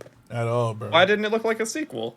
Because like a sequel to me is a jump from like Diablo 2, Diablo 3, Diablo 4. They look entirely different. There's a very obviously a different engine. If they just wanted to update Overwatch, just Call it Overwatch. Bro, put the title I after feel like it. we had this exact same Mike, conversation last we week's did. episode with Splatoon. Bro, This exact same conversation. How does the sequel of a game come out and I have the same exact skins I already had? Like, it's not a sequel, bro. It's a fucking DLC update. It's not a fucking. It's not a whole new game. I would consider it more of like an expansion than like a brand new game. I think they like that as season 2. You know what it is? You know what it is? It's Overwatch Iceborne. It's Overwatch Daybreak. It is. It's literally. I would like to say I do like. I like that they made it 5v5. I think it feels. I better. hate it. You hate it? I hate it. Why do you hate it? I hate it because I have one less person calling me bad words. I hate it because specifically, and this is like with the volume of words. It might be a me thing, but clearly when they're creating specifically, they cut a tank. So I'm only going to talk about tanks as someone who's played tank. They clearly designed characters to be main tanks and characters to be off tanks. That was clearly in the design. They designed a lot of these vanilla characters from Overwatch 2 to function as if there were 2 tanks. So when you take out one tank, you basically say, all right, everybody who was not designed to be a main tank, we either have to change you or you're just dog water now. I mean, when they talked about Overwatch 1, they said they designed the game to have only one tank. That's how they were like initially designing the characters. Right, but they lied. Okay, but why remove why remove an entire characters and then not change any gameplay? Like they did change a lot of gameplay. No, they did. No, the characters have the same kits, but I'm talking about mechanics wise. You can't do anything new in the game. Like, is there no like big new hook? Like no, like, bro, no. It's the same shit. I think the biggest change was Orissa's kit, right? Yeah, but Arissa's kit, Bastion got a brand new kit. A kit change is not what I'm talking about, though. I'm talking about a mechanic that makes the game feel like a new one. Yeah, the thing is, you can't make a huge mechanic change on something like Overwatch without alienating the Overwatch fans that. It depends on what it is, bro. You can't. I mean, are you asking for like a new like gimmick? Yeah, like what's almost? the hook? Yeah, like that's what I mean. Normally, when you go from 1 to 2 to 3 to 4, there's something that separates them, bro. There's nothing that separates this game aside from 5v5 and some redesigned characters. I think what the disconnect is that in a game like Overwatch, which is a character shooter, the only thing you can do, there is no real universal mechanic. Yeah. So the only thing you can do to make it feel like a different game is to add a shit ton of new characters. Or rework, like the kit is the gameplay, and also the number of going from 6v6 to 5v5 is a massive change, but other than that, there's no universal way that you can make a change across the board to make it feel new, unless you literally make it a different game. It just can't be. That's Overwatch. Honestly, what they could have done, and what I kind of wish they did, is integrate some of the customization we have in the PvE into the PvP. I agree. Yeah, that'd be cool. I mean, I think they deadass said at like an early conference or something like this was gonna just be more content, but 2 like makes it like brings in new people because it's a sequel. Like it's like you see the number 2 people on. I'll tell you that they did not say that because the whole point of calling it 2, like you said, is to bring in new people. So they're not going to come out and tell you. Yeah, no, exactly. I'm adding that much. Yeah, they did. Yeah, no, sorry, but I think what I mean is like I think I mixed. Yeah, if you read between the lines, yes, you can see that. That's obviously what they were doing with this game. But Like, the problem is, know, like, the average consumer is going to see this beta, see 2, and see the same stages just they're like 6 hours later and be like, "What is this?" That was my issue with them calling it 2. You can only call the sequel once. The second you fire that bullet, you don't get it back. But wasn't this beta for like the hardcores? Because like you only got it if like you were had a stream open for 4 hours. I mean, you could open a stream and do something else. Yeah, but what I mean is you're not. I wouldn't call that the casual person. No, but the casual person can just tune in and look and see like, oh, Overwatch 2, what's this about? Like it had like 1.5 million on Twitch. Yeah, but how would you know about the 4-hour thing? Unless you were in. No. My point is not everyone playing it. My point is people going and looking at the game to see what is Overwatch 2, and you see the same game again. Then how is this Overwatch 2? It doesn't look any different from the first game at all, bro. Yeah, there was one video that showed the map comparisons, and it's like the time of day has changed. Why is it called Overwatch 2? So if it's called something else, then it's perfectly fine. Because basically what I'm hearing is I just played Pokemon Ruby and Sapphire, and they brought out Emerald, and I'm mad about Emerald. No, because that's if tradition. it was called Ruby and Sapphire 2, it would be bad. No, what I'm saying is Emerald dropped the next year, and they had new. It was obviously the same game, but it had more content in it. But it didn't take 6 fucking years to drop, and it wasn't the same exact game as the first one. Like, yeah, I feel like is that the jump that we're saying? Is it Ruby and Sapphire to Emerald? Is that the changes, or you're saying it's less? I don't know, bro. That might not be a bad comparison. It's because like I said, like I think a Pokemon game like let's say Pokemon Black and White and Black and White 2, right? It's a sequel, but it's within that same like it's a year later, so your expectations aren't high at all, and it's mainly a continuation of that story and gameplay, and obviously it's got older Pokemon and other stuff, so I don't think it's exactly the same because one is like a long-awaited sequel. Whereas Overwatch 2 has less content than what Emerald or any other. It just for the company. It's also I can only see as a Blizzard fan because I've been a fan of this company for like 15 years. But when Blizzard comes out with a game and says it's 2, that means a lot. That means a lot of stuff is just going to change. It almost will be a different game. But with Overwatch, they didn't do that. But what Overwatch 2 looks like is when they have a game that's out and drop an expansion for it. There's also the thing that we're also just looking at, the multiplayer aspect. Aren't they like also doing the whole campaign thing? That's the thing is like when this game is like complete, which might take a long time with the pace they're going, but when it's complete, I think it will feel like a iterative shooter sequel. It'll feel like an actual packaged product with everything. Yeah. Yeah. Like even the PvP is not complete. This is a tech test. This is not what we're gonna get at launch. I'm just so jaded with Blizzard. They brought PvE that's exactly what we're getting, and that affected PvP. It's not supposed to. Right now, PvE is all set up to be just cosmetic. Anything in PvE only affects PvE. Wait, what? What are you talking about? Am I just wrong with that? What do you mean by cosmetic? Like PvE stuff isn't supposed to have any effect on PvP. But you're progressing within PvE, so PvE changes affect PvE. They don't affect PvP. Yeah, that's a trash mechanic. They definitely should use PvE in some sort of way. Why? I don't know. Because that would give incentive to play both. Yeah. I mean, they are talking about earning cosmetics in PvE. Yeah, like at least. Yeah, I mean, I don't know what do you want the connection to be? I just mean it's like dropping the ball. Something. It's like you have half the court that you're not playing on. Yeah, something. It doesn't have to be something specific, but anything to connect the two. Yeah, and like if it is cosmetics, would that be okay? Yeah, that makes perfect sense. For me, I'm just saying, if I was asking y'all, would that be enough to call it 2? No. Really? Wait, why not? The thing about that is but I have to take it to Blizzard again because like something like that, like let me do like Diablo 3 to Reaper of Souls. Like that was the expansion of Diablo 3 that added a lot to Diablo 3 and changed it up a bunch.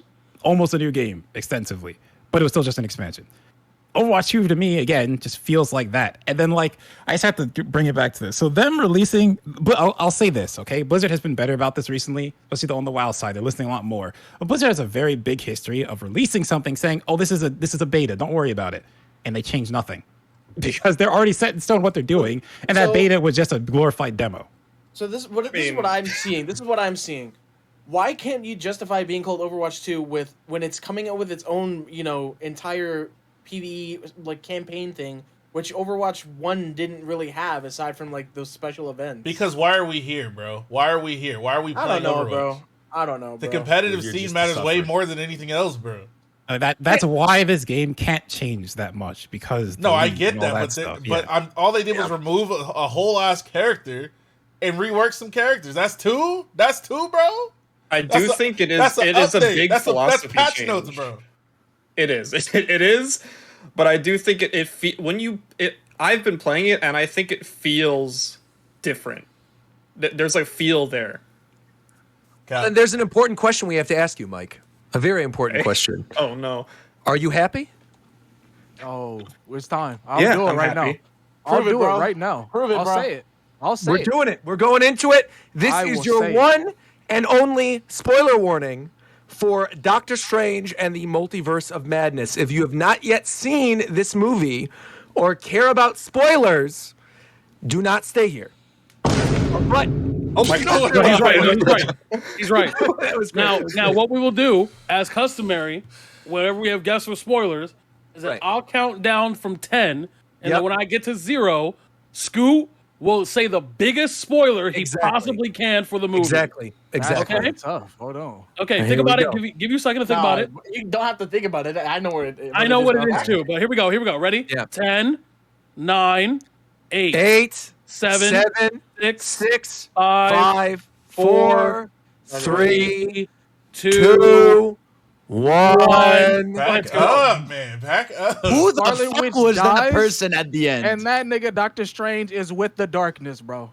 Who? Yeah, I gotta get out of here. I ain't gonna watch the movie, but I also don't want to hear no spoilers because I might watch that shit. But you're not gonna watch the movie. I might. Who knows? I don't have plans to go see it. You definitely won't. You definitely won't. How the fuck you gonna tell me what I'm gonna do? How about you get some money, you broke ass bitch? Oh my god! Oh my god! Jeez. Get some bitches on your dick, nigga. Oh my god! Desert dick, motherfucker. Do you want me to, obviously, because you got to let it run for the show. Do you want me to just like ping you when we're done? Nah, I'm gonna be here, but I'm just gonna have my headphones off or something. Oh, all right, fair enough.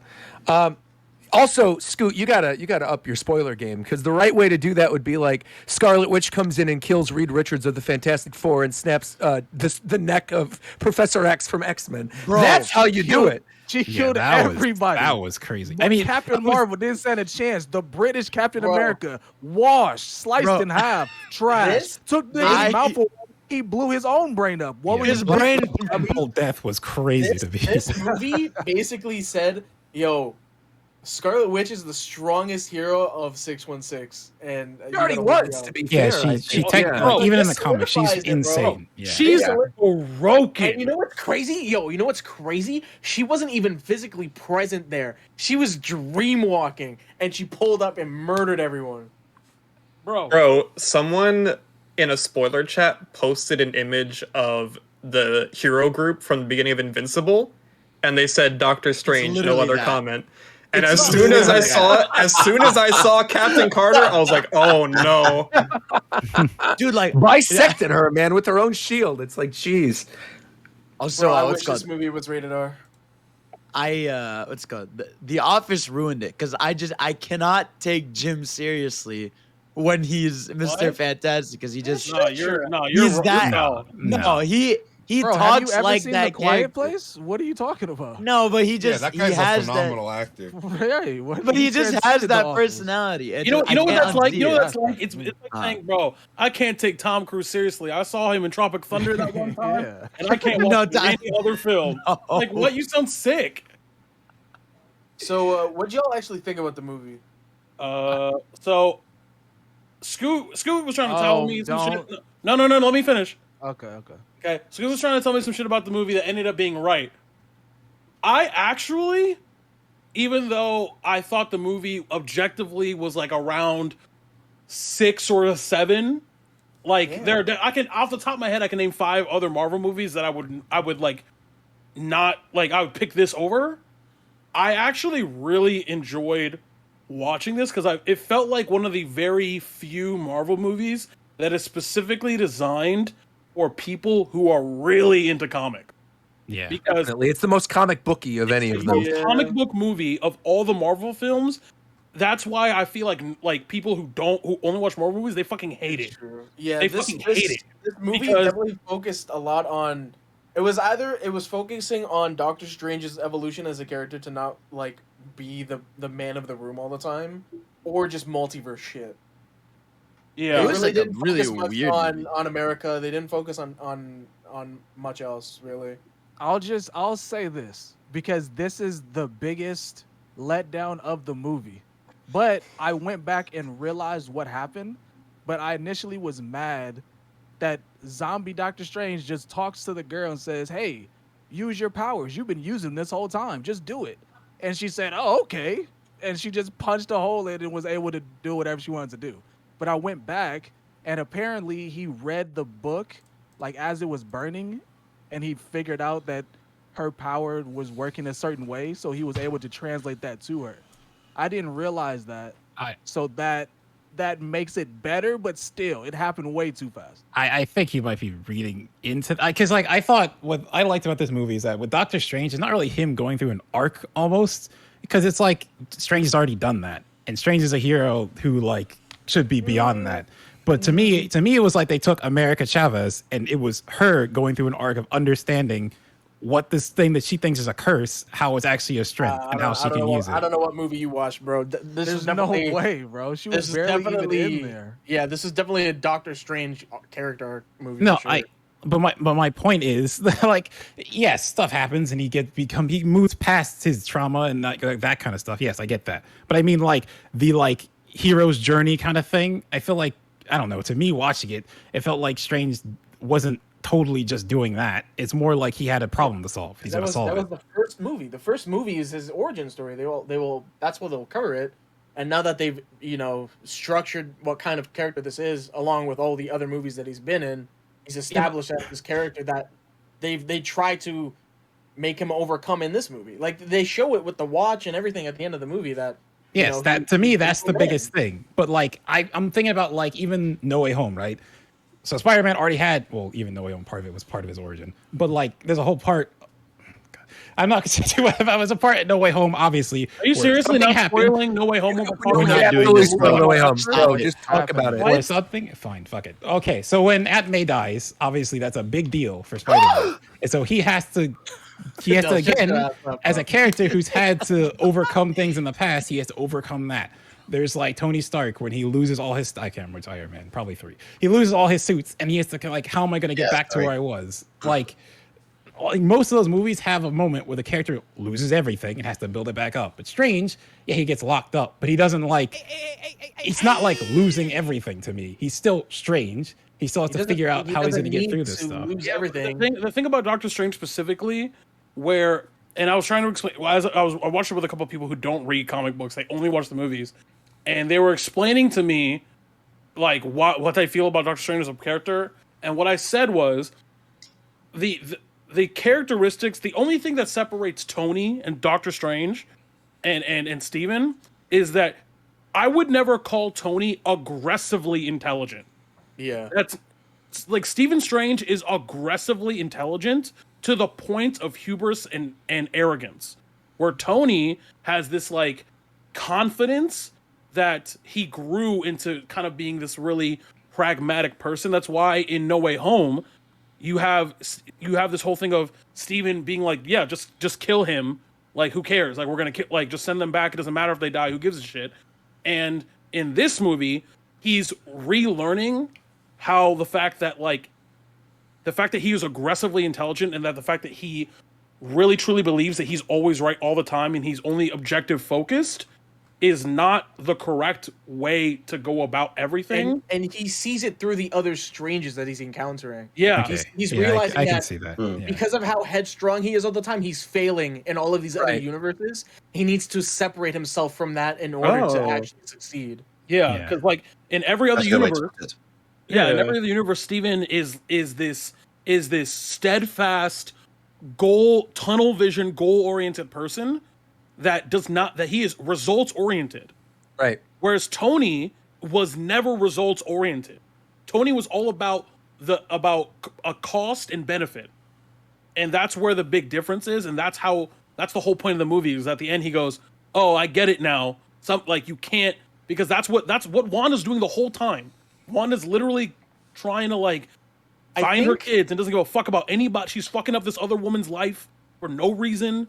And he's just like, yeah, bro, like, I guess I'm a zombie now and I'm wrong. Like, I think at the end of the movie with America, coming to terms with their power, I think part of that comes with her realizing that this Doctor Strange realizes that, or at least enables her to have the ability to trust other people, because she never has had that ability up until that point, where she realizes that his actions, at least gives her the confidence to be able to use those powers. That's how I interpreted it.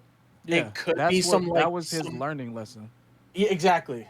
Instead of sacrificing her, like others. she expected him to sacrifice her, and instead he says, "No, you can do it yourself." Yeah. She said, "What? Oh, let me just punch a hole." Yeah. Because a constant thing that they talked about now that you mentioned is like that Strange has to be the one with the knife. So he always believes that he has to do it. Yeah. So I get that. Yeah, Strange. Like I said, he has to be the one. He's a martyr. Tony was never like a martyr. And the thing also that I noticed after I thought about the movie more was when America first shows up and Steven mentions Spider-Man. Right. She doesn't know who that is. Yeah, I just realized that too. And so I think that the reason why he's different is because his universe is the only one of all the Stephen Stranges that has a Spider-Man. So didn't we? And wasn't there? No, that's not how I do it at all. I don't know if that's confirmed. I don't. It's not confirmed, but I'm saying out of all the ones that she's been to, none of them have had a Spider-Man. But none she's of been them. to she could have also just never ran into him. Yeah, she could have No. Who the Spider-Man was, right? It was that Spider-Man exists. They just don't know who it is. They don't know who it is. Which is the whole spell from No Way Home. It's right? not the spell, but I just think she never ran into Peter. Is the kind of idea. She just never saw him. No, I really think that like because even though he doesn't know who Spider-Man is, he still is growing from those experiences from No Way Home. He still clearly is a different person. Oh yeah, well because they said you keep your memories of the event. You just don't know he knows of identity. Spider-Man. He doesn't know who Peter Parker is. No. That's not what I'm saying. I'm saying is that the lessons that he learned as a human being, he still carries those with him, obviously, even though he doesn't know that Peter is Spider-Man, right? Right. So him, like the 8-3 whatever, there is no Spider-Man. So, like, she's been to all of these different universes, found all of these other Doctor Strange. She said she'd only been to 72. Bro, that's a lot. Yeah, but think my of how point many is like there are. the comic books themselves count as a universe, and Steve and Spider-Man know each other in that. I So like, understand. I get what you're saying, but I think attaching it to there's no other Spider-Man and Stephen Strange together, I think that's a little stretch. I'm saying that she's seen. Oh, yeah, what I think is that she just never ran into him. It's not that he doesn't exist there; she just never saw him. Exactly. It would also depend on like. Doesn't exist. I think it would also depend on how many, because obviously throughout this film, right, when they were going through universes, they were pretty much always traveling to New York, right? How many times prior was she traveling to New York? I think we could probably safely assume that she traveled there once to meet up with with that one Doctor Strange at the very start of the film. That's at the front, yeah. Yeah, but then it's like, okay, well, if we're going to assume, let's say Spider-Man is always in New York, I feel like it would be improbable for her to have not encountered any across the various times that she's potentially been to New York. Maybe Spider-Man was dead in those universes or something? That would still there would still be knowledge of Spider-Man. Yeah, I don't know. That's the only point that I'm making is that no way. Like the meme that I said like the week before I watched the movie was that No Way Home was a trailer for this movie. That's obviously a meme, but you know what I'm saying. So it's the setup for this movie. Correct. Sure. Yes, that's definitely. I swear, I think it's more of a WandaVision movie. I don't know why or how, but I swear I felt that too. I think it's like For sure. I think that's the problem. That's the thing I want to bring up real quick, because I will preface this by saying I've watched every major scene that I care to watch on YouTube. I just watched them, and I'm going to watch this movie for sure when it's on Disney Plus in 2 months. But I don't care enough for Doctor Strange as a character to actually go see it in theaters yet. You didn't see it? Oh, okay. No. So but I've watched every. I mean, like I've seen Black Bolt, blow up his own brain without his mouth, and like a lot of the key lines. Like I've seen everything. So speaking on that front, the thing that's kind of bizarre. You're right. What mouth is what my chat's saying exactly. The thing that I think is kind of bizarre is obviously Wanda is super important to this film. She's the primary antagonist. Everything comes into play because of what she's doing. It seems really weird to me the way that Phase 4 has been set up, because to me, it's fucking weird. Yeah, What's crazy? half of this discussion, bro. I have no clue. Half of these films. Half of these films should not have been films. They should have been Disney Plus shows. And half of the Disney Plus shows should have been films. Eternal. Honestly, true. Right. And I think the key one has been four that so I'm far. thinking of. Right. Well, in terms of the main Phase 4 movies, right, we have Black Widow, Shang-Chi, Spider-Man, and Doctor Strange, right? Those and Eternals. Those were the 5 films, and everything else was a Disney Plus show. Obviously, based on everything, the key setup for what is going to happen moving forward beyond Phase 4, like the whole 4, 5, 6, everything, is the scene at the end of Loki where they kill the one who remains, where then all the multiverses break open. Because Kevin Feige has straight up said that the spell going wrong in Spider-Man was due to Loki killing He Who Remains at the end of Loki. They happen, I think, simultaneously. It's like simultaneous, right. Yeah. So to me, and yes, to people in the chat, yes, I've watched all the Disney Plus shows. I've seen all the movies. I just haven't seen this movie in theaters. I've seen where I need to see it online. So I guess the key thing that stands out to me is that if you're going to make this the super, super important part of Phase 4, it feels bizarre to tie it into one of the Disney Plus shows as opposed to having it as even an end credit scene in one of the major films. Because Black Widow really should have been like a Phase 3 epilogue between the second Spider-Man movie and Avengers. Right. So that's weird. But I can tell you why all of this is happening though. Yeah, this is also like the problem this is also the problem I knew was gonna happen. And the reason why, and this person like that I didn't want them to do the show thing, because I knew what was gonna happen was that there's gonna be a bunch of shows and you're gonna need to try to keep up with each of them. And the one time I thought, because at first I was like, oh, they're going to be one-offs, and now they're planning on doing seasons of stuff. And to me, that's what I don't want, because like then it feels like now we're back to where, okay, I have to try to keep up with all these things to be enwrapped in this. Whereas like it was fun to just keep up with the movies. You know, the movie was the event. I didn't have to be there for every little show for characters. I don't care about every week. I honestly feel like it's still that way. Well, yes and no, right? Because I think a really you would still be up to par. You would still know she cares. Yeah, no, not to the extent. If you didn't watch WandaVision, you'd be like, "Where's Vision?" Like Vision is just he wiped out in Infinity War. You would think he's still dead. Yeah. Yeah. Oh, but he's no. I don't think any of the TV shows are necessary. He comes back in WandaVision. Yeah, if you didn't see WandaVision, exactly. You just think he's then with the kids and everything too, you would be semi-lost because you're like, you lose a lot if you lose a lot if you watch. If you just like WandaVision is essential viewing, right? And I think I would rather the shows do what Moon Knight did. Because regardless of what you feel about Moon Knight, I think the thing that it excels at is that it is absolutely a standalone thing. That they've introduced this character, you have this origin story for this character, so that when you want to introduce this character into the mainline films, you can do that without having a full-on origin story movie. Which I think like would have absolutely helped with Shang-Chi and with Eternals, because at least Shang-Chi at the end of it had the little tie-in scene with Wong, right? But Eternals Shang-Chi was really good. And it was very good, right? It was. But Eternals, I think, suffered from having a huge cast, having to cram it all into like 3 hours and still have it be sort of an art house film. Whereas if that was a Disney Plus show, you wouldn't have had the same issues. Yep. Also, who is that girl at the TV credits? shows versus the movies, I feel like it's like when you play just an RPG. Instead of doing the main story, you're doing the side quest. Those are the TV shows. True. Right. You don't need them, but it'll help understand what's going on in the main story. But like you deadass won't know why like Hawkeye is basically retired in the next movie and there's this other girl, you know? You won't know. No, yes, you It goes for Yelena, to be fair. They show it in the main movies. They are definitely going to do done in the end.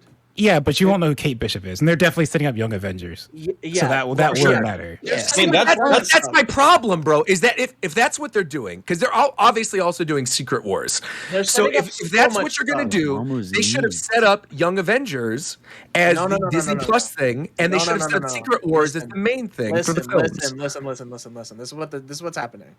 There's a bunch of stuff that's being set up right now. The main thing for sure is Secret Wars with Loki, with the Doctor Strange movie and all of that. Right. Young Avengers is definitely coming into play. You know, with Miss Marvel, Kate Bishop, It's Loki. There's the America grandson in of this. that Captain America. There's a like bunch of the original characters, one. right? Yeah. Probably Miles, I'm sure at some point. Yeah. They're also setting up for the Thunderbolts because with characters like right. The guy from Falcon and Winter Soldier. The end credits for They're also obviously doing Midnight Suns with Blade and Moon Knight and Black Knight. So I mean, this is my issue, though, right? This is not like there's like 5 different things going on here. This exact conversation is the problem. We're at that point where we have to be like, there's this thing, there's this thing, there's this thing, there's that thing. But I feel like it's just the natural progression. But no, because I think it would have been the natural progression if they didn't do the multiverse thing yet. Right. But I think having 5 teams while also introducing the multiverse and time variance and also the different multiversal versions, because there's some versions like Reed Richards with John Krasinski in this movie may or may not be Reed Richards in the Fantastic Four movie. They're probably going to keep the same actor. But we don't know because there's a Loki that's Sylvie and a Loki that's Loki, and they're technically time for other versions. They leave it open, but like they introduce it to see what people think. If people like it, they're going to keep them.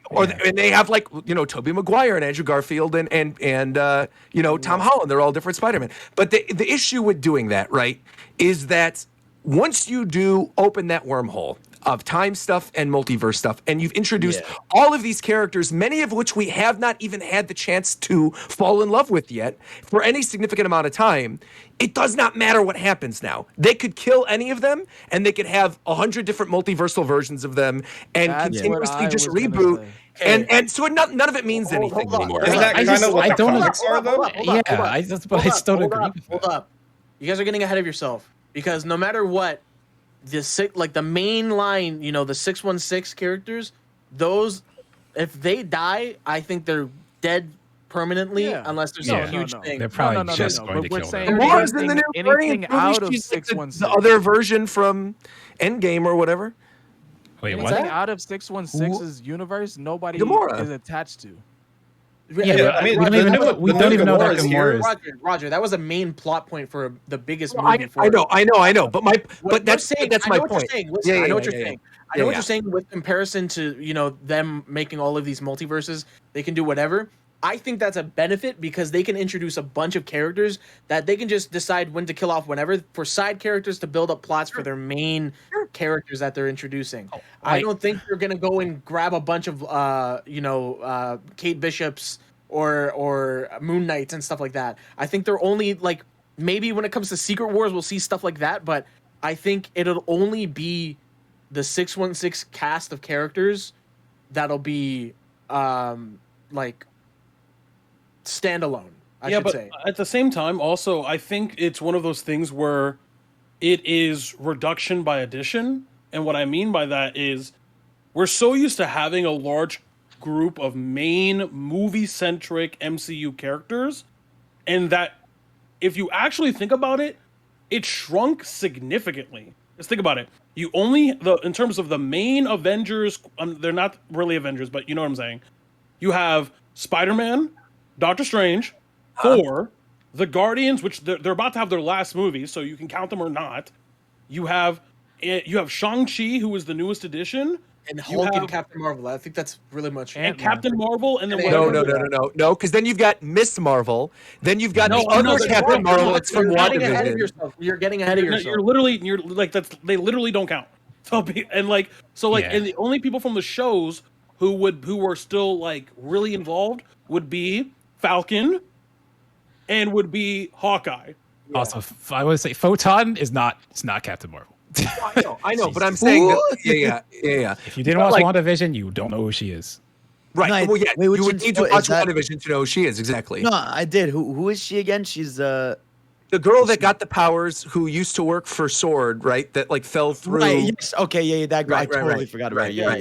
So as opposed to what it used to be, which was, like Ant-Man's still there, but for right now, until his movie comes out, we'll put him to the side at the moment. But like, you like take out Hulk, Steve, Tony, you start taking out everyone on the other side too. So now you're really left with the same, if not a little bit fewer characters who are the main focus and will be driving the narrative. and now they have a whole list of ensemble characters to in a sense add to their story, who just also happen to have names. Yeah. As you also have opposed to remember that these movies are adapting. They're not 100% to the comics. So not like these characters, like Miss Marvel and whoever may be in the Avengers in the comics, they might not be a part of the Avengers in the movies. They might just be their own factions.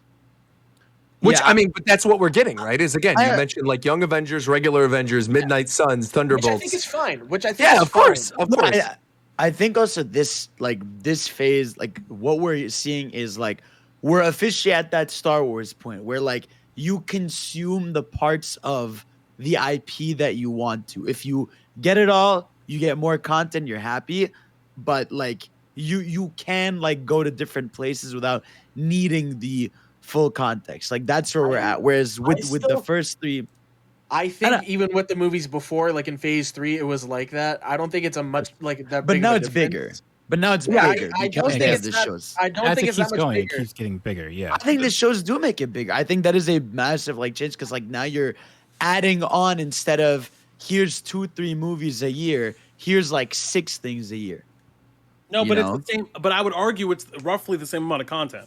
Yeah, exactly. I think the issue though comes in with what they're choosing to make a show and what they're choosing to make a film. Because the films, I would argue that this Doctor Strange movie and Spider-Man, the last Spider-Man, both felt like Avengers level films. Yes. Right? Yeah. Like in the same way that I'd say Civil War felt like an Avengers level film. Absolutely. In the earlier phases, right? But then you had like the main Avengers movie. But you could really watch like Iron Man, Captain America, whatever one you wanted to watch Avengers, watch Age of Ultron, watch Infinity War, don't watch Ultron. I know, but I'm saying, but if you wanted to, right? If you just were like, I just want to watch the mainline Avengers movies, you could do that, right? And you could do and feel exactly what Tito and Coast and stuff have been saying earlier, right? Is that like it's what you put into it. And I'm not saying they should dumb down or like make it more casual at all. What I'm saying is that the general core direction of the story right now could not be messier because it's setting up so many different things. I don't think because it's messy, though. I don't agree. I mean,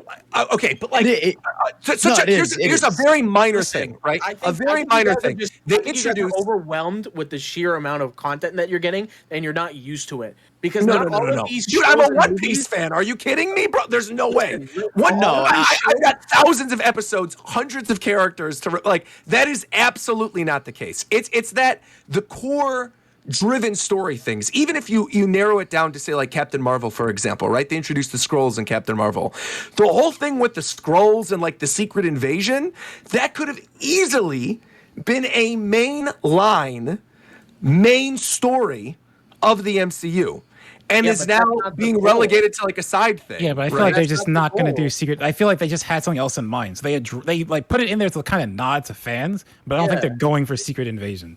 Fair enough. And a lot of like you also got to remember some of the shows and movies that they're making are not always introducing new characters. They're wrapping up character stories as well, and like letting them rest, letting. But they're always I would argue that something the best paced show is Hawkeye. Like Hawkeye is the best singular story. I agree. This like before I go to bed. I love Moon Knight, but I also understand why people don't like it. But I loved it. Yeah, that's totally fine. Before I go to bed, I just wanted to say, like, all the shows that we've seen, we have a huge bias. So you understanding that information, you can't take it away from your brain. So you think that you needed it to watch the next movie. But if you just watch the main movies, they cover all the things that happen in the show to a point where it's not necessary to watch the shows. It is crazy that all these shows exist and you can get more and more information, but it's not, to me, it's not necessary. It's not mandatory.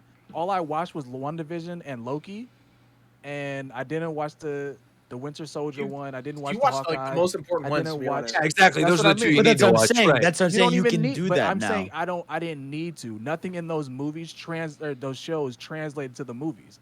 I got all the same information Wait, with or without the show. Some of the shows do translate, but I get what you're saying. Where you don't necessarily need it. It just hasn't yet. It's super optional to me. It's very optional. I feel like it's just going to depend on the movie because some stuff in some of those shows, as they keep going on and adding people back in from who are doing shows right now, they will matter. But like right now, yeah, they don't matter as much. Yeah, there's a lot of context in the shows that like later on might need to be viewed. It's definitely helpful. Yeah, it's again, it's like all extra optional. credit for the test. It's like extra study material. Exactly. For the test. Because like Roger was saying earlier, stuff about Moon Knight, like it was a standalone show, don't need it. There's stuff in Moon Knight that they show that is like even after watching the Doctor Strange movie, it's very prevalent that it's gonna be used later on in the movies coming up. Oh, for sure. Well, I mean, I'd be shocked. I'd be shocked if Moon Knight wasn't like one of the major players moving forward. Right? Literally a concept in the show of Moon Knight, like that's gonna be a thing. Avatars and stuff. The avatars and the afterlife, like because remember how in Moon Knight. Yeah, well, the hippo even mentions that it's like the astral plane from exactly, and it's like the Black astral plane Panther. from Black Panther. So, right. My theory is that those planes are multiverses. Oh, that like the afterlives and stuff are multiverses. Yeah. Or dimensions technically, because we again back to Doctor Strange at the end credits we get Clea, and she who's the wife of Doctor Strange. Apparently, that's what Reagan was telling me. Oh no, she is in some comic. In some comic, she's the niece of Dormammu. Dormammu, yeah. Who was the bad guy of the first Doctor What Strange? a random thing! When someone told me that, I was like, "What?" But she's actually like it's comic book. This is comic book lore. I know. Yeah, that's what I'm saying. Like Doctor Strange, this Doctor Strange movie was the most comic booky movie that Marvel has ever made. And if people you can let's put it this way: if you read comics, you know somebody who's seen it. All you need to do is ask them if they read comics, and I could tell you whether or not they like the movie. Yeah, 100%. Like because or like even if it's like I would also include. Do you read manga? Because a lot of comic books and manga and that form of written stories are just the original content. They throw everything at you all at once. Yeah. Because you don't get that much. You get 12 pages, 15, 20 pages to cram as much content as you need, and make it look good. So, and you're not out here writing fucking novels unless it's Hunter x Hunter. So it's like it's a different way of consuming storytelling that I would argue most people who watch Marvel movies don't like. Because it's just it's weird. You have to get used to it.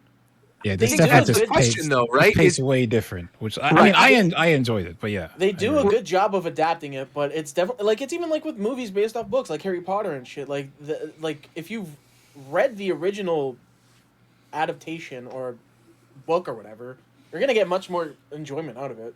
Yeah, for sure. It's just it's it's just or not if it's like a poor adaptation. Yeah, I just think the weird part of this, right, is that by the time Phase 4 ends, there will be 2 seasons of Loki that exist. Like, there will already be 2 seasons of one of these shows that will already be out by the time that this phase ends with, like, didn't they say Fantastic Four or something? Like, we don't even have a date for Blade or Fantastic Four, and those are part of this phase. So, I mean, this is going on for at least the next 2-3 years. And I guess that's where the question comes in, right? Now, obviously, they were setting up less characters. They were laying the groundwork from the very beginning in, like, Phase 1.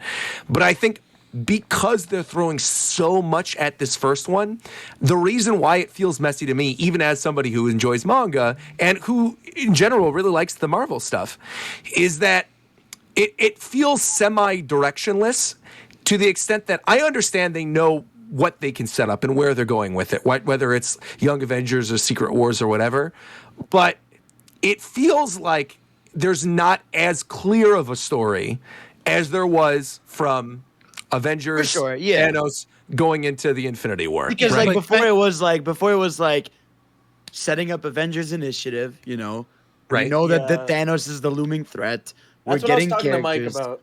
Yeah, there's no big bad that you know is coming. That's the thing, right? Is there is right? The big and that goes back to what I was saying with Loki. Technically Kang, is that but like, you have to watch the Loki to know that. But that's my point, right? Is that they're going to introduce Kang in the Ant-Man movie, but like it's crucial. Is Kang not a Spider-Man villain?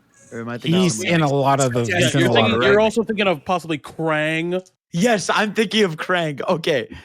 No, but like with Kang, on the topic of Kang, right? It's like that scene at the end of Loki is so crucially important to the entirety of this phase, right? Like that reveal that you're gonna kill me. All this shit's gonna happen, and like if you think I'm bad, just wait till you meet the other me's. And like you get that amazing speech from the actor that plays him, and then he dies. And then you get Sylvie standing there like, oh shit, what did I do? As all this other stuff erupts. And it just feels weird because it's like, imagine if that scene at the end of Avengers, right? Where you have Thanos turn from the chair and you've got like the guy that works for Thanos, who is the head of the Chitauri or whatever, talking to him, talking about Earth. Imagine if that was like tucked away in a TV show that was airing. Like, imagine if that was tucked away in an episode of Agents of S.H.I.E.L.D. No, that's kind of what it feels like. No, it's not. It's different, man. That was setting up. It's a stepping point. What you're looking for is that's like a major character. There's one event. Yeah, but we haven't actually seen the character. Yeah, exactly. We saw the setup to him. We need that movie that introduces him for all of these points to make sense. I was talking to Mike about this. We need that movie, which is Ant-Man, or which whatever. Is next year. Right. No, not Ant-Man. We need a crossover between a few characters that can at least introduce the overarching plot of this phase, or to the main bad guy. But I think you're too hyper focused on Kang, or at least like the main villain right now. Sure. I don't think we need to focus on that just yet. I think they still need to develop all of the characters that they want to introduce in this phase to go up against that bad guy or whatever bad thing is going to happen in this phase. Eventually it will come. Like I think it leaked that he's credited in Ant-Man. Announced it. It's not even like a leak. Yeah. Oh, they announced it. There you go. Yeah, they made a huge deal about it. Yeah. But again, I was talking about, with Young Avengers, Thunderbolts, Midnight Suns. Like, we need one of those groups, to have that interaction with them still. But they're still in the works of creating those groups. I mean, I guess that's why it feels semi-overwhelming, right? Is because there literally is not one of those in sight for the next 3 years. Still, they've announced their whole slate of stuff for the next 3 years. And there is not one one they're slowly building to it. You can see where it's going. Of course. But I think there's only so much exposition build up. Right? You can't do 5 years of a setup arc. You gotta get there somewhere, right? That is a good point, because like Avengers that's what all the movies since the very beginning have been like circling around. Even when Avengers didn't assemble for like a couple years, we still knew it was gonna happen by the very first movie. Yeah. Right. Iron Man came out in 2007. Avengers came out 5 years afterwards. 2012. And there was a lot of movies that came out during then. But eight movies is not the equivalent of 12 movies and 15 shows, right? But we were getting way less. Marvel wants to amp up the stakes after which Thanos. Is and that's fair. So I think it's messy in the sense that there's no cohesion yet, but they're doing a great job. Yeah, it is on purpose. There's a lot of stuff. Yeah, because the original plan watch more. The original plan for Infinity War, I was reading this like a week and a half ago, was to introduce the heroes for like the Netflix heroes, but they ended up scrapping that whole idea. So if you didn't watch any of the Netflix shows, you wouldn't know Daredevil, Jessica Jones, Luke Cage, and Iron Fist. And those shows, like, even though a lot, like I would say about 35% to 40% of it is really good, nobody watched. So it's like with Thanos, we didn't even get him in the Avengers movie. We got him like 2 like big movies afterwards. Yeah. And it was multiple post-credit scenes that they kept talking about. His first major reveal in like a film was Guardians of the Galaxy. Yeah, so that's what they're doing with the multiverse. They're trying to build up Kang in the multiverse and all this stuff. I can see because they're basically setting up that not only is Kang a big bad, but the actual multiverse itself is the problem. Yeah, So, I think the multiverse. I honestly think Secret Wars is gonna be the Avengers of this phase. Of course, and then it's of gonna course. move on. It's gonna move on to another, still connected to, but another big, pivotal point of the MCU. I just wanted to say, to me, it's crazy how they took Secret Invasion and the Incursions, two major things in the comics, and made them B plots. so I think once we Well, no, I can see that. But I mean, I'm not saying it's a bad thing. To me, it's exciting because now I'm like, okay, they're not doing these. What are they doing? We don't know yet if Incursions are B plots. They only got introduced now. They can still be a big pivotal thing. But it's even like the Illuminati is such a big deal. Well, was in the comics, and like obviously they were basically in this movie to like give fan service and then show how strong Wanda is. I was beyond confused in the theater to hear over them.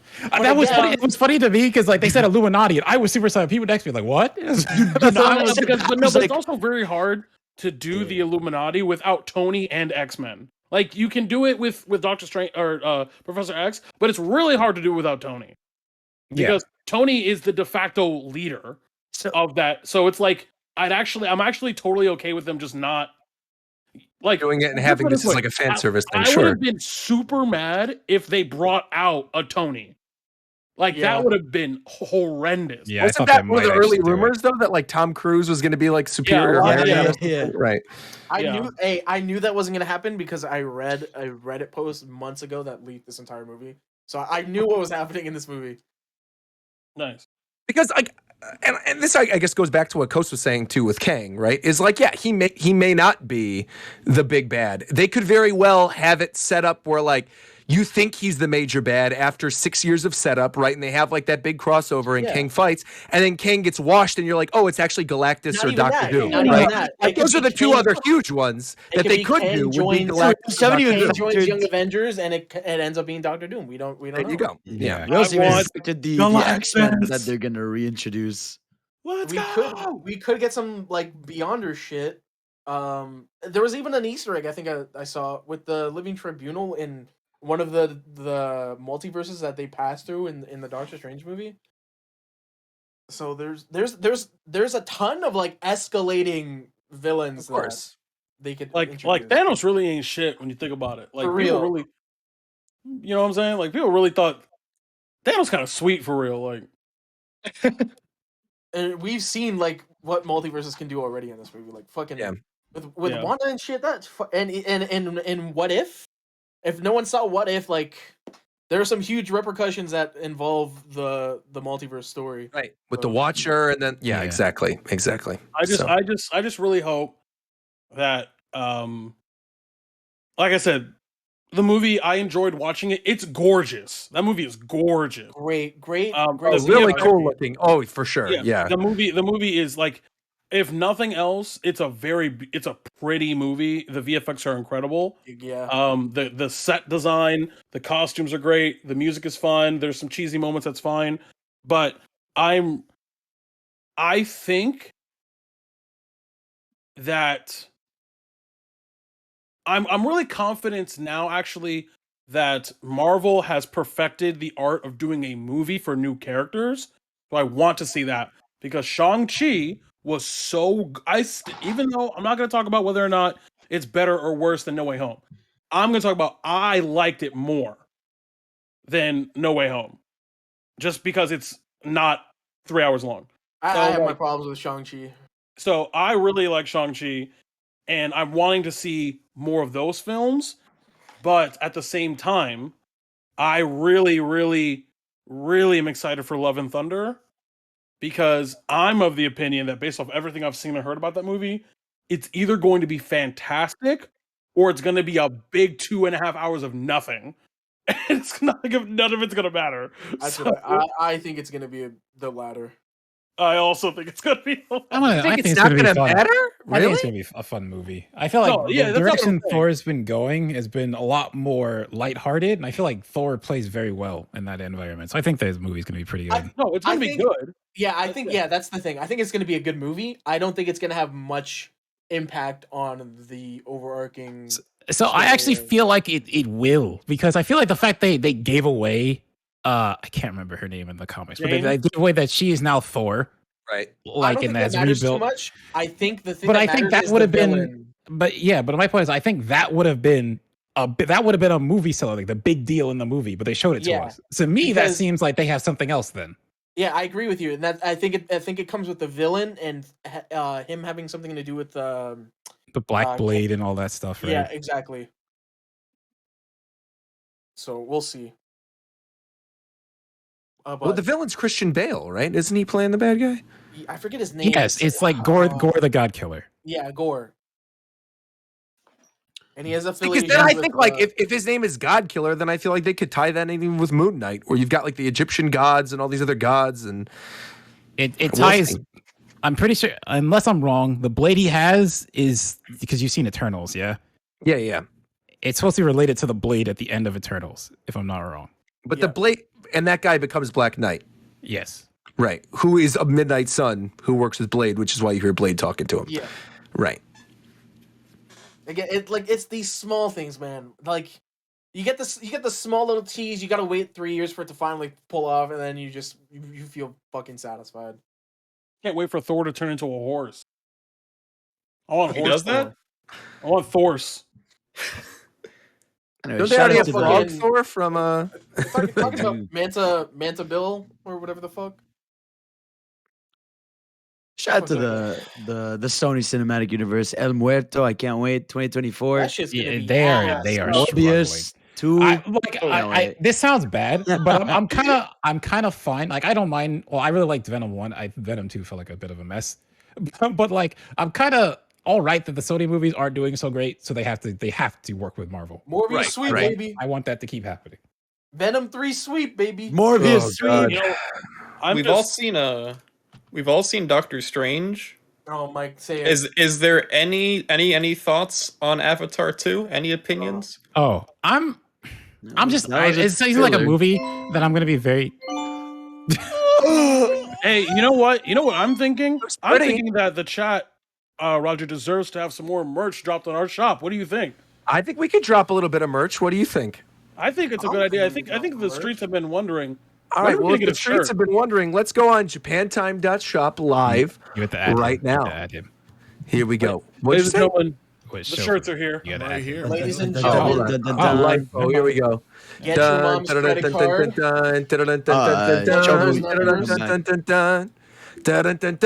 All right, we're going to listings. I'm setting this live right now, guys. All right, let me give you some options right now. Okay. Where's the background music? Oh, we don't. We got the red tee. We got the black tea or we got the white tea? Which one you want to launch today? Yeah, we'll only do one. Roger, we'll do one. Sell it to them. Sell it to them right now. Black tea. Open this up. The black or the white? The black one. The black tea has the white Japan Time clock on the front with a white and red logo on the back. The red Japan Time tea. I cannot hear him. It's so has loud, the white bro. clock. Turn the music down. The red Japan Time tea has the white clock and the white logo on the back. And the white Japan Time tea has the red clock logo on the front and the black and red logo on the back. We can launch one tonight. Which do you guys want to launch? Black or the white one? The black one always. I'm biased. I like my white t-shirts. Black. Duh. Black always. Like what? Let's launch all three of them, man. Stop playing. Yeah, launch all three, bro. You know what? You think we should launch all three? The streets have been good. But give it up for the streets. Okay, so Roger, I got we made him wait question, for the jackets, bro. Just give him all three. I mean, I kind of want to make them wait just a little bit, though, right? How about we drop an exclusive blue tea? An exclusive blue tea. Well, you know what? But Roger, that would be good. That would be good to drop an exclusive blue tea if I was not buying time to click active on all three, on the black one, on the red one, on the white one. And now all three of them are actually active on JapanTime.shop. So if you would like to click the refresh button, just do it a couple times because the last one's still loading. You might have to do it a couple more times, There it Shofu. goes. But if you click the shop button, the white one's already up, so there we go. Okay. Now the black one and the red one should both be available as well. If you guys click that, all three should be available. Does it just drop down and have more colors? No, so the issue is that because they're all individual pieces of stock right now, that you can't have all three of them connected yet. That will change. That will change. But yeah. Look at this image. Bro, what did Sakurai just post? Hello? Wait, what is this? What did you just post? Look at your hands, bro.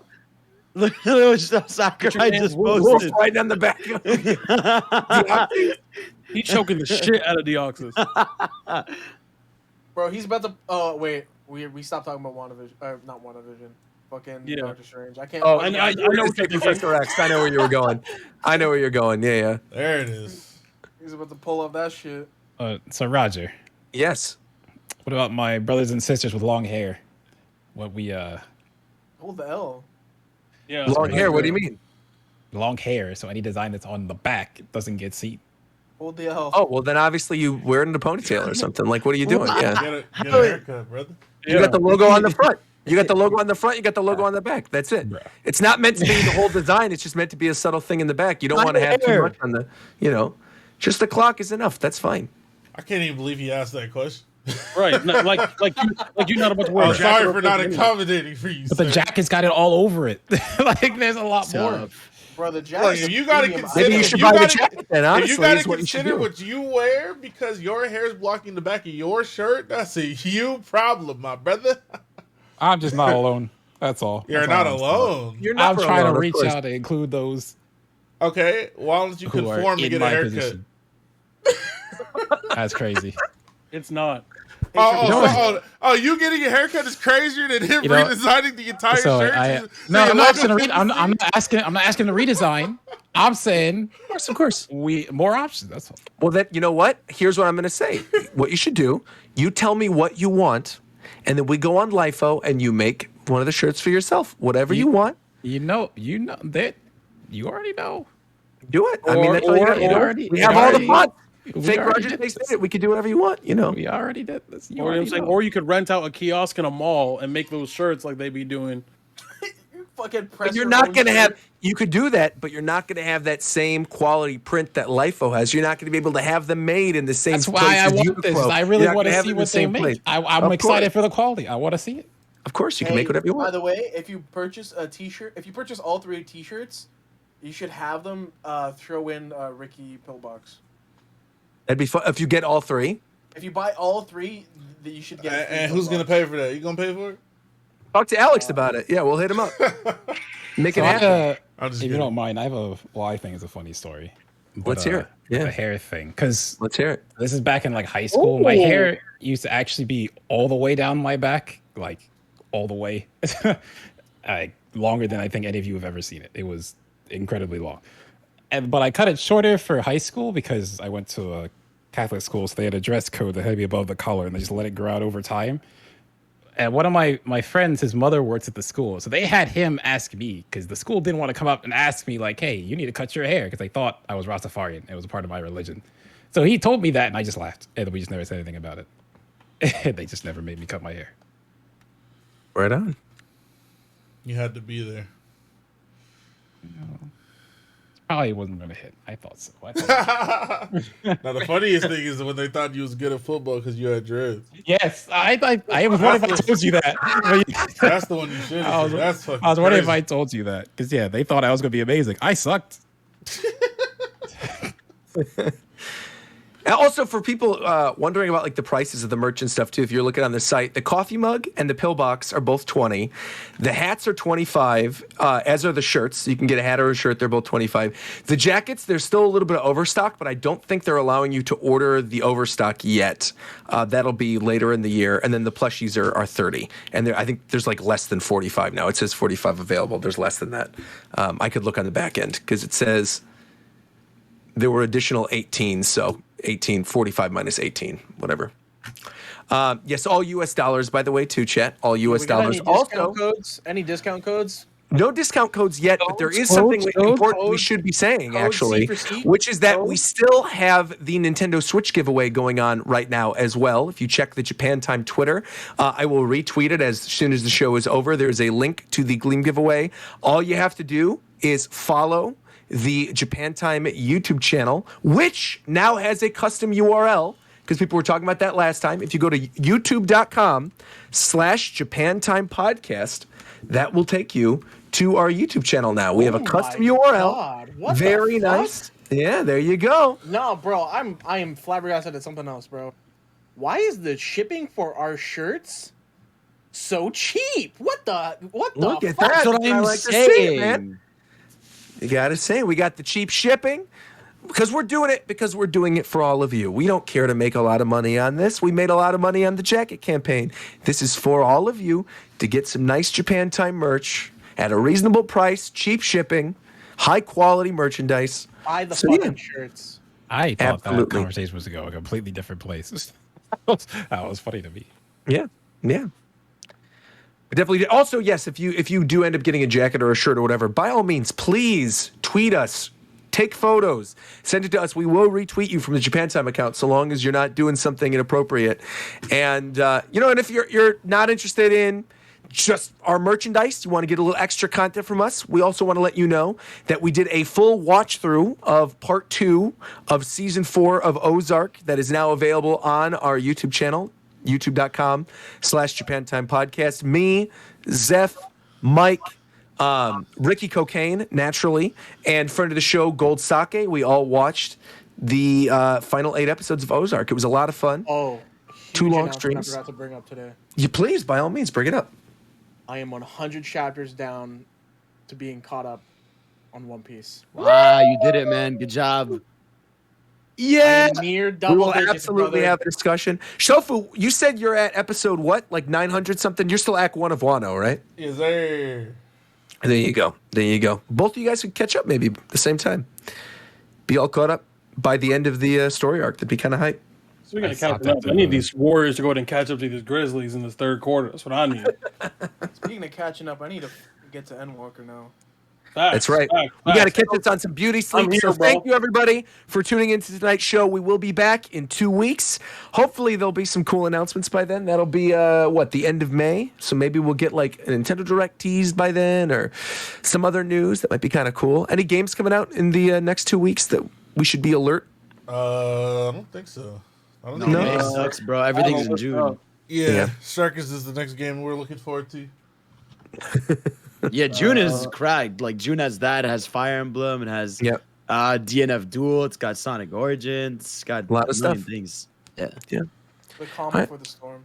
There you go. Calm before the storm. There you go. All right. Well, until 2 weeks from now, we will talk to you guys later. Bye-bye, everybody.